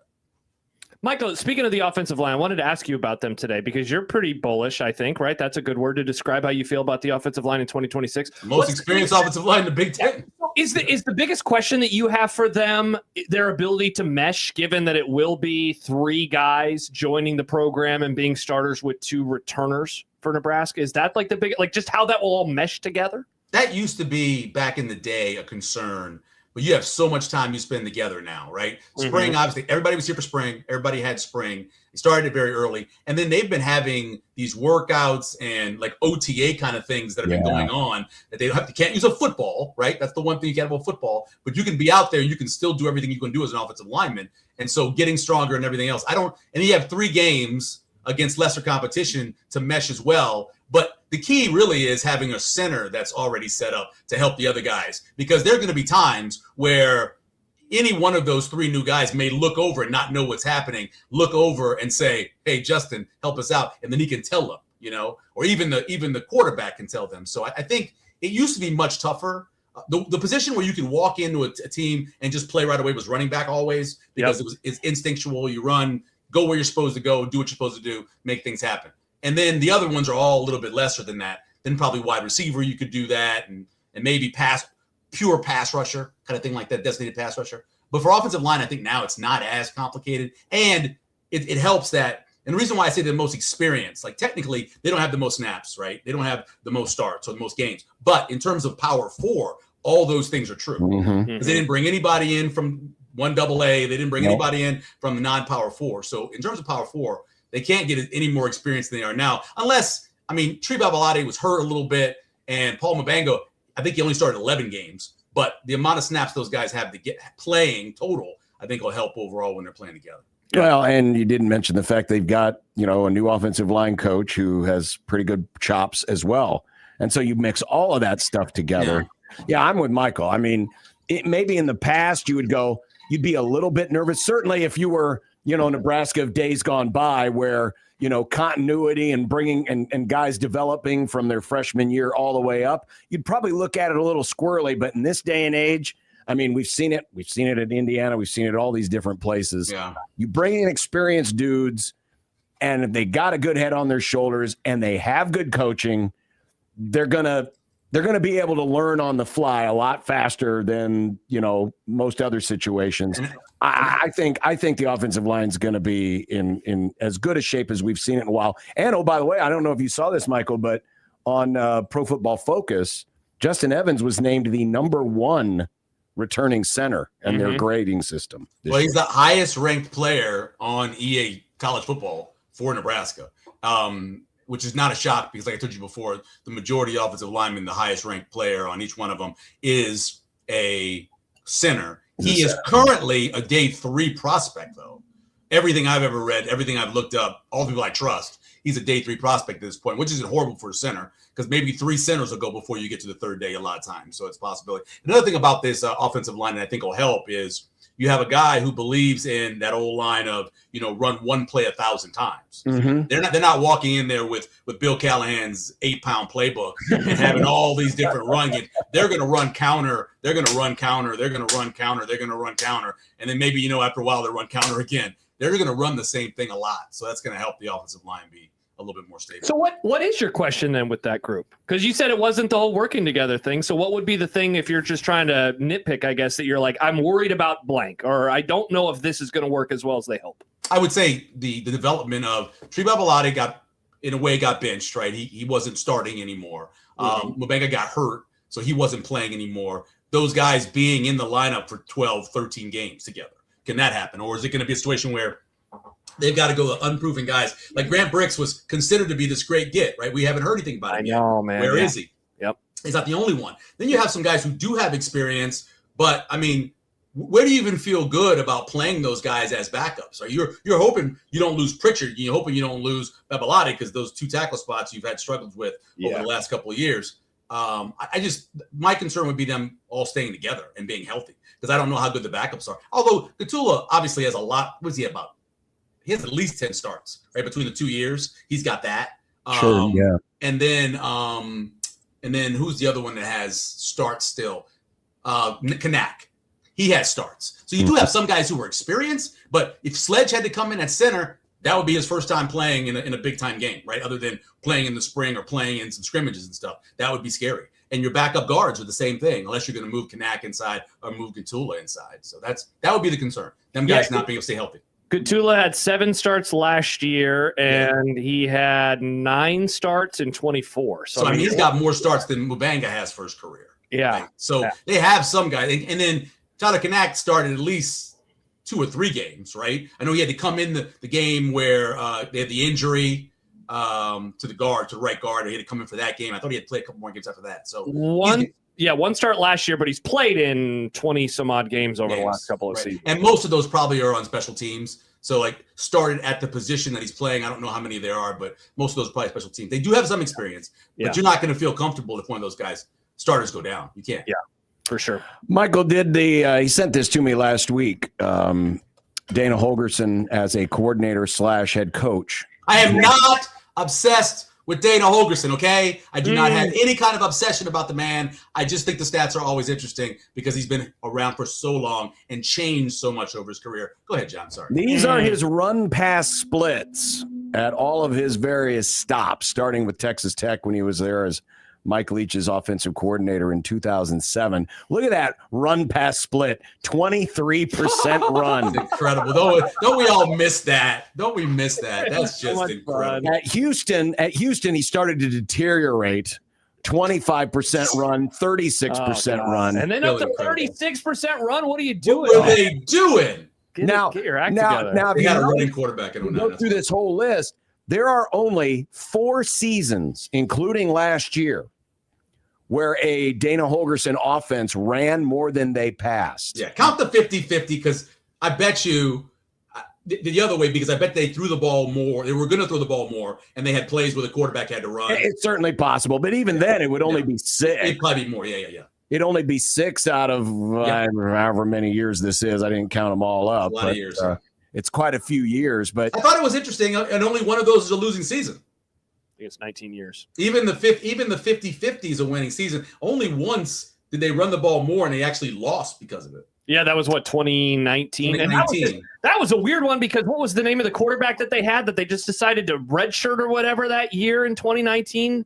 Is that team, right? Where they play? I remember they played Oklahoma on Labor Day night in the opener, and they got absolutely smoked. But he showed up, and it was like he was totally building. Was it De'Aaron? Was it when De'Aaron King? Was it? I think it was. I think it was. Was it De'Aaron King? Yeah, that kid could ball, but he got injured. I remember he got injured early in his career. Then they tried to move him to like wide receiver. Then he came back and played for them, and I think he was that quarterback in that 2021 year for them. Yeah, that was an odd team. What are we expecting this year? I know this will probably be on our 10 questions predictions that we get to in a month or so. Yep. What do we think it's going to be at this year? Because obviously you're going to have a few more runs in the quarterback game than you've had in recent years. And again, this isn't even factoring in sacks. Yeah. But where do we think this number is going to be? It was 52-48 last year. I think, based off of the guy's name being Gideon Pillawade, that he'll be in the ear of Dana Holgerson for perhaps some threats, possibly. Oh, some pillow talk. I think some like Godfather kind of threats, like wow. I could see that happening. And I want him to wake up. I don't want him waking up with a squirrel's head in his bed or anything. But I would guess that you bring a guy in like that who loves to run the ball and has success with a quarterback running the ball as well when he was last year at Georgia Tech. So I would say probably, if I was just going to guess, 56, somewhere in there, percent rushing. Yeah, I could see that. Yeah, 52 last year. Why wouldn't it be higher? Yeah, because you're going to add at least. Unless they don't run the ball with the running backs. Room? Go to Adrian. I think Adrian's first year, he had like 120 or 130 rushes, something like that. I think he had. He had 140. 140 rushes. And 23 of those carries were sacks. So he had 117 actual carries. Rushing. Yeah, and I bet you like probably 60% of those were scrambles. So we're going to see that with Calandria. So along with that, plus one of the things you notice when they go pace, you'll see a lot more. In my opinion, you're going to see a lot more gives to the motion man, whether it be a guy who is playing in the H-back spot, or it's one of the wide receivers, it's Barney or whatever. So put those on top of that as more rushes, along with Calandria's rushes. Man, they didn't do a lot of that last year, though. But when you're going with pace, we saw the amount of pace they went in the spring game. If it's close to that, I also have a pace number that I did for Holgerson on how it's dropped off, right? His pace has dropped off dramatically over the last 10 years. But if you base on what they're saying they're going to do and what they did in the spring game, you can see that jumping up a bit. And if it does, you get rid of the ball. You try to get the ball out of their hands as fast as you can. And what the fastest way is for, like, sometimes it's a forward lateral, it's a little push pass, sometimes it's a handoff. How much of that pace, though, might be affected by, oh, boy, we got to help this defense out a little bit? So there's two things. There's pace, which is understandable, and that is simply defined by how many seconds per play, right? But there's also the idea of getting in a rhythm and how the rhythm goes and how you play then. If you are in a rhythm where you're playing well and you're keeping the ball, then you can increase your pace. Usually pace happens you see this all the time, off a first down. Yeah. They complete a pass and then boom, then you start going, because the defense is now on their heels. It all come down to how they do on first and second down. By the way, did you look at that stat they had with what's it called? Eckle? What do they call the finishing drive rate one? Eckle, yeah. Eckle, right? He just called it. He changed it to finishing drive rate. Yeah. Okay. Did you see where Vanderbilt was in that? They were near the top, because having a mobile quarterback who could extend plays, and had a guy who usually threw the ball between about 5 and 20 yards. They weren't getting a lot of long touchdowns outside of 30 or 40 yard line, right? So because of that, you see where they were. They had a lot of them and they scored a lot. And so that's where I still believe that Nebraska will have ability to get better by using their mobile quarterback inside the red zone and inside the 20-yard line. Michael, there was a tweet making the rounds last week, I believe it was. Yeah, a week ago today. I didn't do it. Patagna, maybe? He's a writer for CBS Sports. And he said, revisiting some of the top names from the 2024 signing class, super encouraged with Nebraska's Williams Nwaneri starting to figure it out, expecting another sizable leap this season. I wonder what you're expecting from Nwaneri, and I wonder what the internal expectation is for him this year, given I don't know about you. I was a little surprised last year by the early part of the season because of what I had heard in the preseason. Like, I wasn't really expecting him to make an impact, and he was around there on the field against Cincinnati and wasn't that way the entire year. What are you expecting from him? You know what I think Williams is? I think Williams is a poor practice player. There's been a lot of guys throughout the history of Nebraska football. You can talk to former players about guys who just didn't practice well and got in the doghouse, but when everything got turned on, and I think he plays much better in a game than he does now. He was asked to do a ton in that 3-man front, like set the edge and be physical. He's not going to have to be as physical at times in the way they're running the system now. So maybe that'll help him. If usually, in my opinion, if you haven't had it happen for you, very rarely do guys like Eric Martin happen, where you stay here for 3 or 4 years and all of a sudden you have a year where you just break out. It doesn't happen often. So it's going to take a lot to prove it to me. I think Anthony Jones is going to have to be the guy in there to set the edge when he's in there. I think maybe a guy like Willis McGahee, who I always thought could be a really good pass rusher, could probably fit in the system a little bit better. And then, of course, you got a guy like Petchak on there who showed you as his freshman year, like you would expect Nwaneri to have done when he was a freshman because he was a 5-star.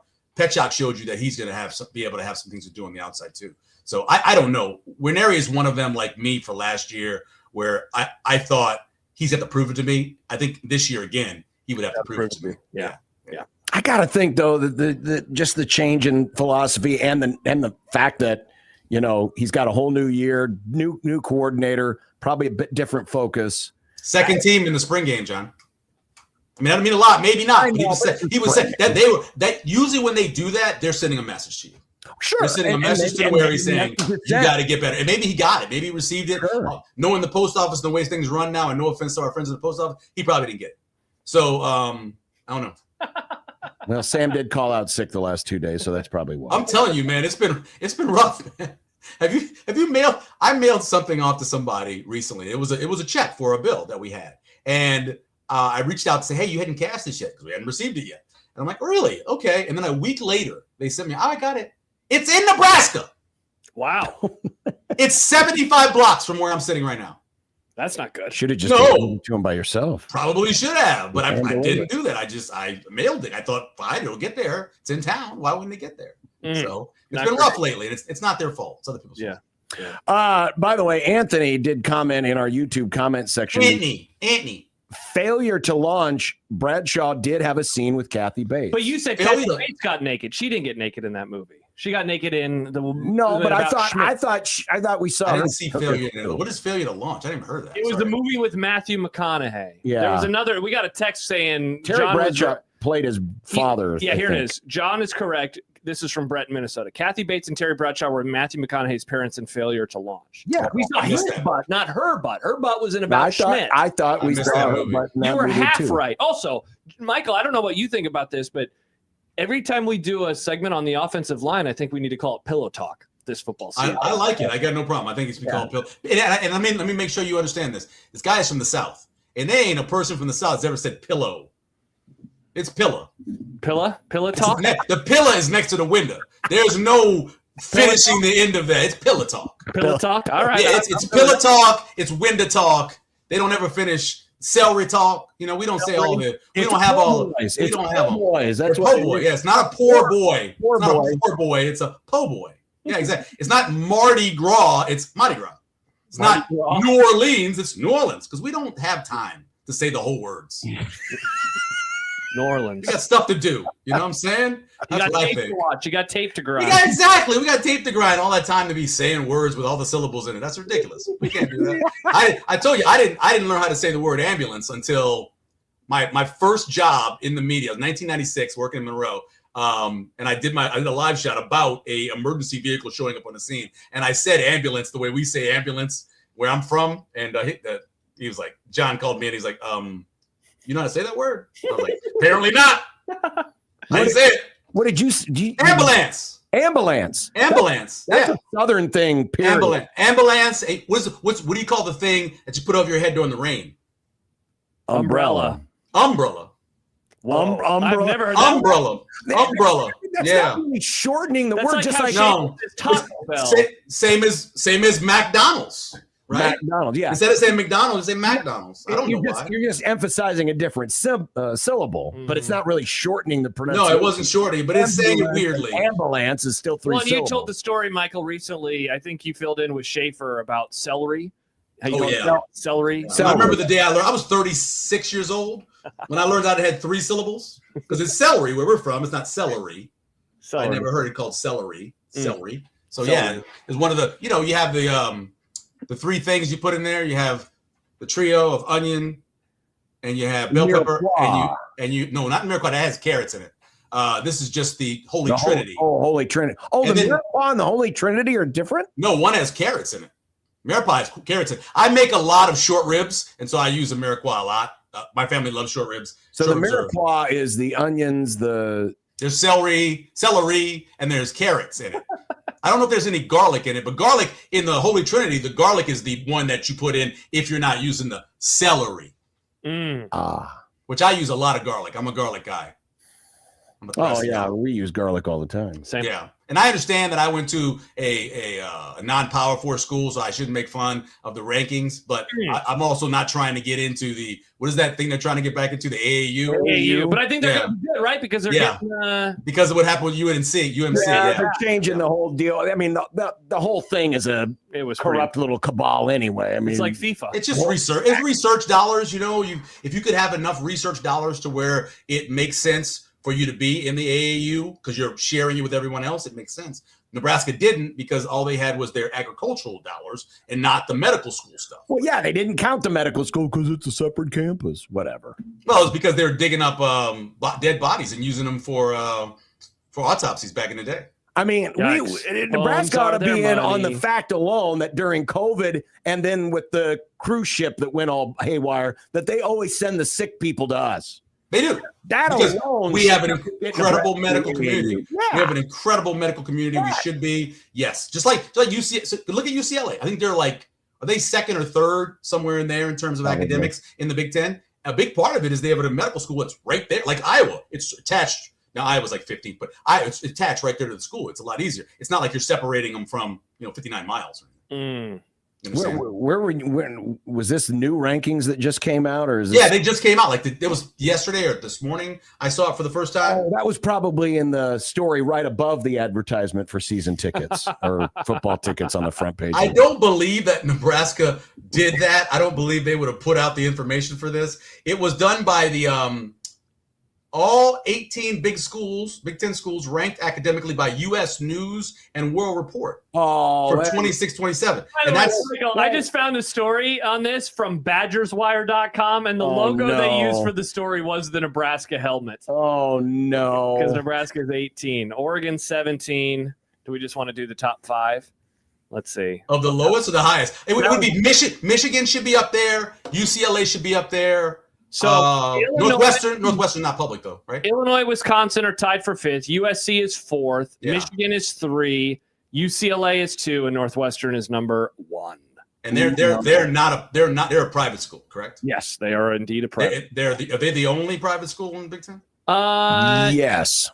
No, is USC? Are they public? Oh, USC is too. That's right. USC I forgot. USC is a member of the Big Ten. Yep, they are. Yeah, so USC. And then I remember at the time, Penn State was high up there. And Penn State, once they got rid of James Franklin, apparently just dropped way off. Oh, yeah, they are quite Oh, yeah. Joseph says aluminum. That's another word in the South. They don't say aluminum. Or the thing you cook, the thing you wash your dishes in. You know what that's called? The dishwasher. The zinc. The zinc? Yeah, kind of like you guys say roof. We say zinc. Put in the zinc. Put in the zinc, man. I'm a roof guy. I'm a roof guy. You guys say roof. I'm like, it's a dog. Is there a dog up there? Yeah, The referee. roof is on fire. Rough. Yeah, the roof. That the rough is not on fire because that would be a golf thing, Yeah, it would be. which wouldn't make a lot of sense. Hey, happy birthday, belated birthday to our friend right there, To John. Who dat? Bursall, right there. Oh, Matt Bert. Bursall. Yeah, would have been 52 years old yesterday. Yes. Yes. If you guys bought pizza, that was great. I Thank you couldn't for doing tell. that. I couldn't tell that was Vers in the Happy background. birthday. That's Matt. Happy birthday to Matt. Yep. So, All right. Well, there we does go. Nebraska also have the lowest enrollment? That's a heck of a question. But I'm guessing they do. It's got it. It's only like 18,000 for undergrad, right? No, wait, never mind. Northwestern has to have. Well, in terms of public schools. Yeah. In terms of public schools. In the public school, absolutely it is. But it's also a small state. Yeah. By population. Right. So. Yeah, because I know. Obviously, Michigan is one of the largest, and Ohio State's one of the largest. Michigan's is 34,000. Let's see. Wisconsin's is going to be big. Oh no, they're only 23,000. They're one of the hardest to get into too. They have one of the lowest acceptance rates. Ohio State 46,000. Washington 40,000. Yeah, Indiana. I bet they're going to be pretty high up there. It's a big the state school. Well, they are Indiana. now because now everyone's going to want to go to Indiana. Hey, they play good football. Penn State's 42,000. Michigan State's 41,000. Wow. Yeah. Indiana 38. Well, that's what he's saying. It's a small. So you should be, if you're smaller, shouldn't you be a little bit better? Because you got fewer kids that have to worry about getting good grades? Not time works. Smaller class sizes. Not really. Yeah, student-teacher ratio should be nice. Yeah, it should be higher. No, I guarantee you that those Michigan numbers are probably fudged because, they cheated everything. They do cheat a lot. That's very true. Yes. So, yes. So let's cross our fingers that Logan gets to 33 so he can go to school for free. Let's go, Get a Logan. little cash. Go ahead. Come on, Logie. You can do it. You can do it. Just don't say aluminum. Aluminum. That's right. There's no A in that word. It's aluminum. Aluminum. Don't say that. And don't say roof. I won't say it. Don't say roof at all. Or how about crick? Not Jared. The water. Creek. The body of water. Down by the creek. Down by the creek. Down by the creek, yeah. Yep. First person I ever heard say Missouri was Tom Osborne. Nice. I have always wanted to ask him why he says Missouri. I don't know. He's the only first person I ever heard say it. Is it because he's from the sticks? Well, that was the old pronunciation. You watch like Outlaw Josie Wells. They always talk about them Missouri ruffians. Yeah. That's like an old school, Civil War era like pronunciation. My father-in-law is from the sticks. He grew up in St. Paul, Nebraska, and he says Missouri. So I don't think that's it. Actually, they lived next to each other for a while because when Tom Osborne's dad was offered the military. I have a theory. I have a theory that Osborne is secretly trolling Missouri. I hope so. Because that was the program. If you had to pin him down and say, which of these old rivals did you dislike the most? You think even more than Oklahoma? Yeah. 78 was the biggest biggest heartbreak for people of that era. And I did this at Big Red Breakfast that day when it was the anniversary of it. It was the biggest heartbreak for everybody in the room. The 78 loss to Missouri. Well, and it wasn't even just that, but you asked the old timers, the game that was always the hardest on the schedule in terms of physicality was the Missouri game. Not Oklahoma, not anybody else. It was Missouri. And and that's why they had the victory bell. It used to be a bigger rivalry. And then, of course, Warren Powers, who was the old Devaney assistant, he felt like jilted. So he kind of took it out on Tom a time or two. So I bet if you pin Tom down, he'd be like, Missouri was my least. And that's why he says it that way. That'd be fun. I like Petty. I'm all about Petty. Mm-hmm. Not Richard Petty. No, I'm a big Richard Petty guy. I know you like Richard Petty, but I'm all about Petty as a P-I-T-Y. P-I-T-Y. Michael Jackson. You got to go. Bye-bye. See ya. I got to go to haircut. Bye-bye. All right, see ya. Get a haircut. We'll be back. Coming up, I don't even know if the show is still on anymore. The Sunday show that was the funniest home videos. We are going to bring that back today. Because we have 3 different videos. Are we going to have enough time for 3 different videos? Yes, we will. Settle down I'm over just there. Asking. Calm It's down. already Big five- clock says we're it's already fine. 5:32. Big clock says we're fine. All right. On 1620 The Zone.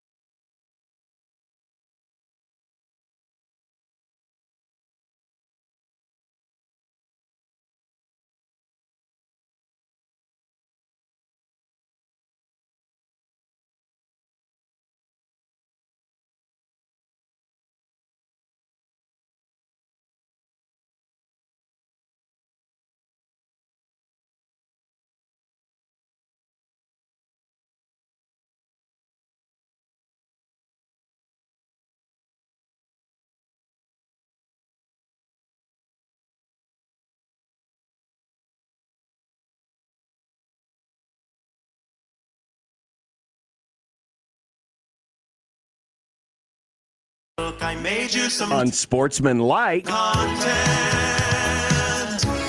Unsportsmanlike content. Unsportsmanlike content. Content that's unsportsmanlike. Hey, don't forget, we're teaming up with Union Bank and Trust, sending a lucky Husker fan and a guest to Chicago to see Nebraska volleyball play Missouri at beautiful and historic Wrigley Field. Listen for the Road to Wrigley Sounder. Go to 1620thezone.com. Get registered today. Tickets to the match, round trip airfare for two. 2-night stay in downtown Chicago, $150 gift card. Brought to you by Union Bank and Trust at UBT. People don't have your money as people. Member FDIC. Let's go. Hi, everybody. Harry County here. Oh, That's a nice reminder, Nick. Nice reminder to go do it. So do it. Hey, guys. Hello, Nick. What's going on inside the Michigan Athletic Department this time? Well, the Regents are meeting this week, and, well, Ward Manuel's job has been rumored to be up for grabs. The Seems like it's coming director. to an end. But then he spoke today to Ross Dellinger and said, no, we're having great conversations, and in none of them is my job in any jeopardy whatsoever. Now there's some new information on Like literally like right now? the Detroit Free Press Ooh, what did they say? that the former Michigan president, Santa Ono, and Ward Manuel had evidence of cheating by the football program and hid it from the NCAA. Oh my gosh. Wow. Yeah, I will go with the original reporting from this weekend, and I'm going to guess that he is gone very, very soon. Well, I mean, Steve F. Sausage, you know, the Michigan guy that's who right. writes all the books I and was stuff. really confused. What did he say? Did he say something? Burl R. Braunschweiger said that my sources are telling me that they're trying to negotiate a buyout. Mm. So anytime that Herman F. Ham says something about They're getting Michigan, worse. Every joke is actually progressively more. you mean kind of like the Michigan Athletic Department? Absolutely. Nice. Guys, we're approaching mid-July and still don't know where I miss the old Mike is headed. How long before we learn what he'll be doing in the 24th season of his career? I think that this thing is going to go into August. I think he's going to milk it for all July because we're at the slow time of the sports calendar. Now he can be the topic du jour on the various chit-chat shows, including ours, John, including ours. Ask me in October. Okay. You've heard of Big Ten expansion as a topic, but what about World Cup expansion? Gianni Infantino confirmed that FIFA will discuss expanding the Men's World Cup to 64 teams after the 2026 tournament, saying every nation should have the chance to dream of playing at football's biggest event. The Super Bowl? How soon before the world's biggest tournament is almost as big as March Madness? Did I jump in the DeLorean? Did we fast forward to Thursday already? No, I don't Is it think Thursday? Because I don't care. Nice. I figured you'd have a take about playoff creep, though, and how I it mean, just it's comes for us everywhere. I mean, it's the World Cup. How many countries are there that play soccer anyway that are any good? I think, I don't know, probably 8. So who missed out this year that, Exactly. Well, Italy. Italy has missed out on 3 consecutive Does the World Vatican Cups. have a team? I don't believe so. How about Saskatchewan? Do they have their own separate I would team? assume they do. They're probably a part of Canada's How team. about Taiwan? Do they have a team? Did they make it this You're year? asking me questions, John, that I don't have the answers New to. Zealand? I think that this is going to New Zealand. has a team. Antarctica. Did Antarctica make the World They don't Cup have this enough year? people. Or Penguins. Yeah. Oh. That's wild. It was 32 last time or 2 times ago, and then it's going to be 64. That's a lot of slop. Conor McGregor's return to the octagon lasted just 3 or 4 patinos on Saturday night as the match ended quickly because of an injury. You had any thoughts on this? Well, I always abstain from picking a UFC fight. I'm kind of upset at myself, though, because I should have picked against him on Friday because that's very fun to do. It seems like he might have been injured, like really injured going into this, and they were, speaking of hiding things like Ward Manuel, perhaps they were hiding it because, did you watch the fight? No. It's only like a minute long. No. He did this jumpy, kicky thing and immediately was hurt. And it was obvious. And then he tried to do it again and he was still hurt. And the fighter is like, what am I doing? And the ref was like, keep fighting. And so he just started punching him in his hand. It was really funny. And then eventually it was like, what are we doing? This is stupid. And so they moved on. Finally, speed round. Time for unsportsmanlike conducts. Funniest home videos. First, in Kansas City, an old embassy suites get 7, 6, 5, 4, 3, 2, 1, fire.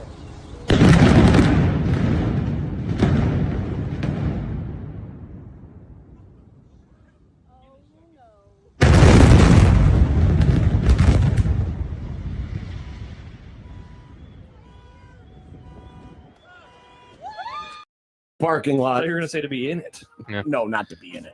And the one that's making all the rounds on the internet, I refuse to call it interwebs, old man gets thrown into the air by a bison. Bison, Nick. So, did you see this over the weekend? No. So this the guy in the inset picture is the old man that gets. But there he is walking in the background. This buffalo is just rolling around in the dirt. Buffalo's different. Whatever. He's job, just Nick. rolling around in the dirt. He's looking. Now, no. Grandpa, probably 50 feet away, 50 or 50 yards away, takes a picture, and then the buffalo's like, "I don't want my picture Bison. taken," and he's like, "I'm mad. Here I come." There comes a truck in the view, and then here comes Mr. Buffalo, great white buffalo, but he's not a white. Oh, man. And he goes after these guys. Oh, I would be losing and then it turns, my mind. Then it turns into like a Dukes of Hazzard chase around the trees. And the guy thinks, I'm going to get away. Oh, no. Grandpa Overalls thinks he's going to get away. And then here comes a buffalo, and he is not happy. And guess who gets caught? And guess who gets hit in the butt and thrown 8 feet in the air? Wow! Oh. Now, the dude ended up like breaking some bones, but he's okay. Probably. Well, that's good. He's okay. Ouch. But that was painful. Yeah, it did look good. Finally, how about a little league ump gets hit in the nuts 3 times? This actually happened. And you'll even for those on the radio, you'll be able to tell every time the kid hits a foul ball and the ump takes it square in the jewels. Everybody walk away for a minute. Go! Stay alive, Ryan. Good job, bud. Walk out. Ryan, all the way over here. All the way over here.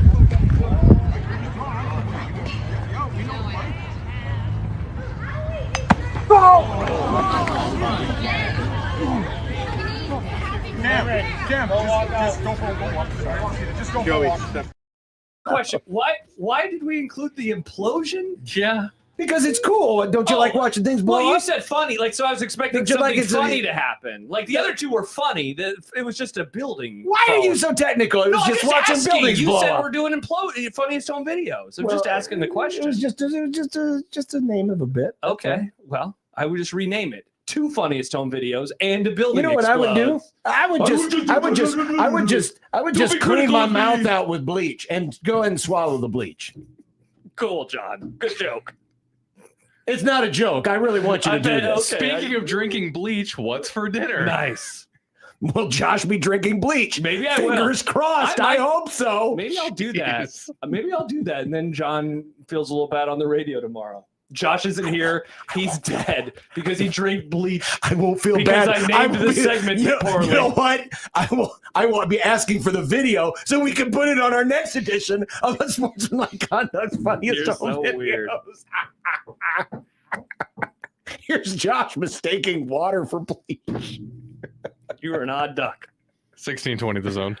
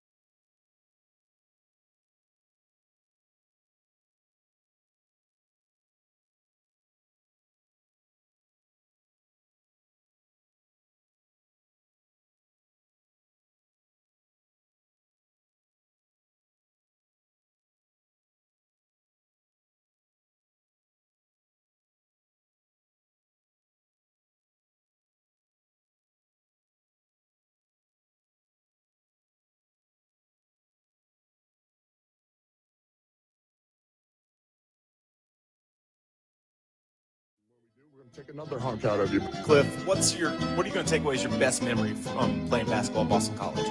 Probably just like tortillas. Going out to eat. What happened to our beautiful new open? Why did it have to get canceled? Didn't get canceled. I started it early because we're running out of time because we had to watch a building explode. We got 2.5 minutes. We got plenty of time. That open's really long. It's not that much longer than the old open. It was also a really long open. You know what, Nick? Why don't, instead of Josh chug the bleach, how about you chug the bleach? Gladly, John. I'll make it cherry flavored.